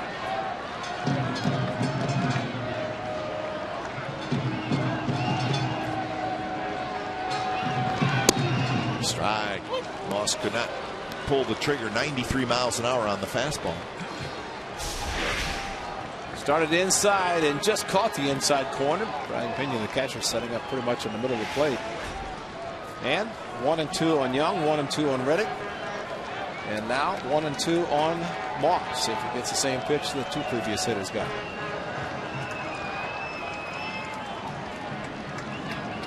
See what it is, and it's a high fastball, and that's going to do it. So Benoit strikes out the final three hitters in the ball game, and the Tigers even up the series at a game apiece. They win this afternoon by a score of 7-3. So Ray, the 9-game winning streak comes to an end, but it's a pretty good Tigers team, and you got Verlander today. Well, winning last night was very important for the Athletics, doing it in extra innings in the 12th inning. And as much as you feel and think that a club can win every game, and the A's won 9 consecutive to take the record of 9-2. 9-3 is not a bad way to start. It's only 12 games, and so it's a long season remaining. About 150 games left for the A's in the regular season, so it's a good start, and we'll have to try to win the series tomorrow after losing this afternoon. Tigers win it this afternoon in front of a sellout crowd, 7-3. You've been watching Oakland A's baseball on Comcast Sportsnet California. Don't go away. A's postgame live with Scott Reese and Pip Roberts starts right now.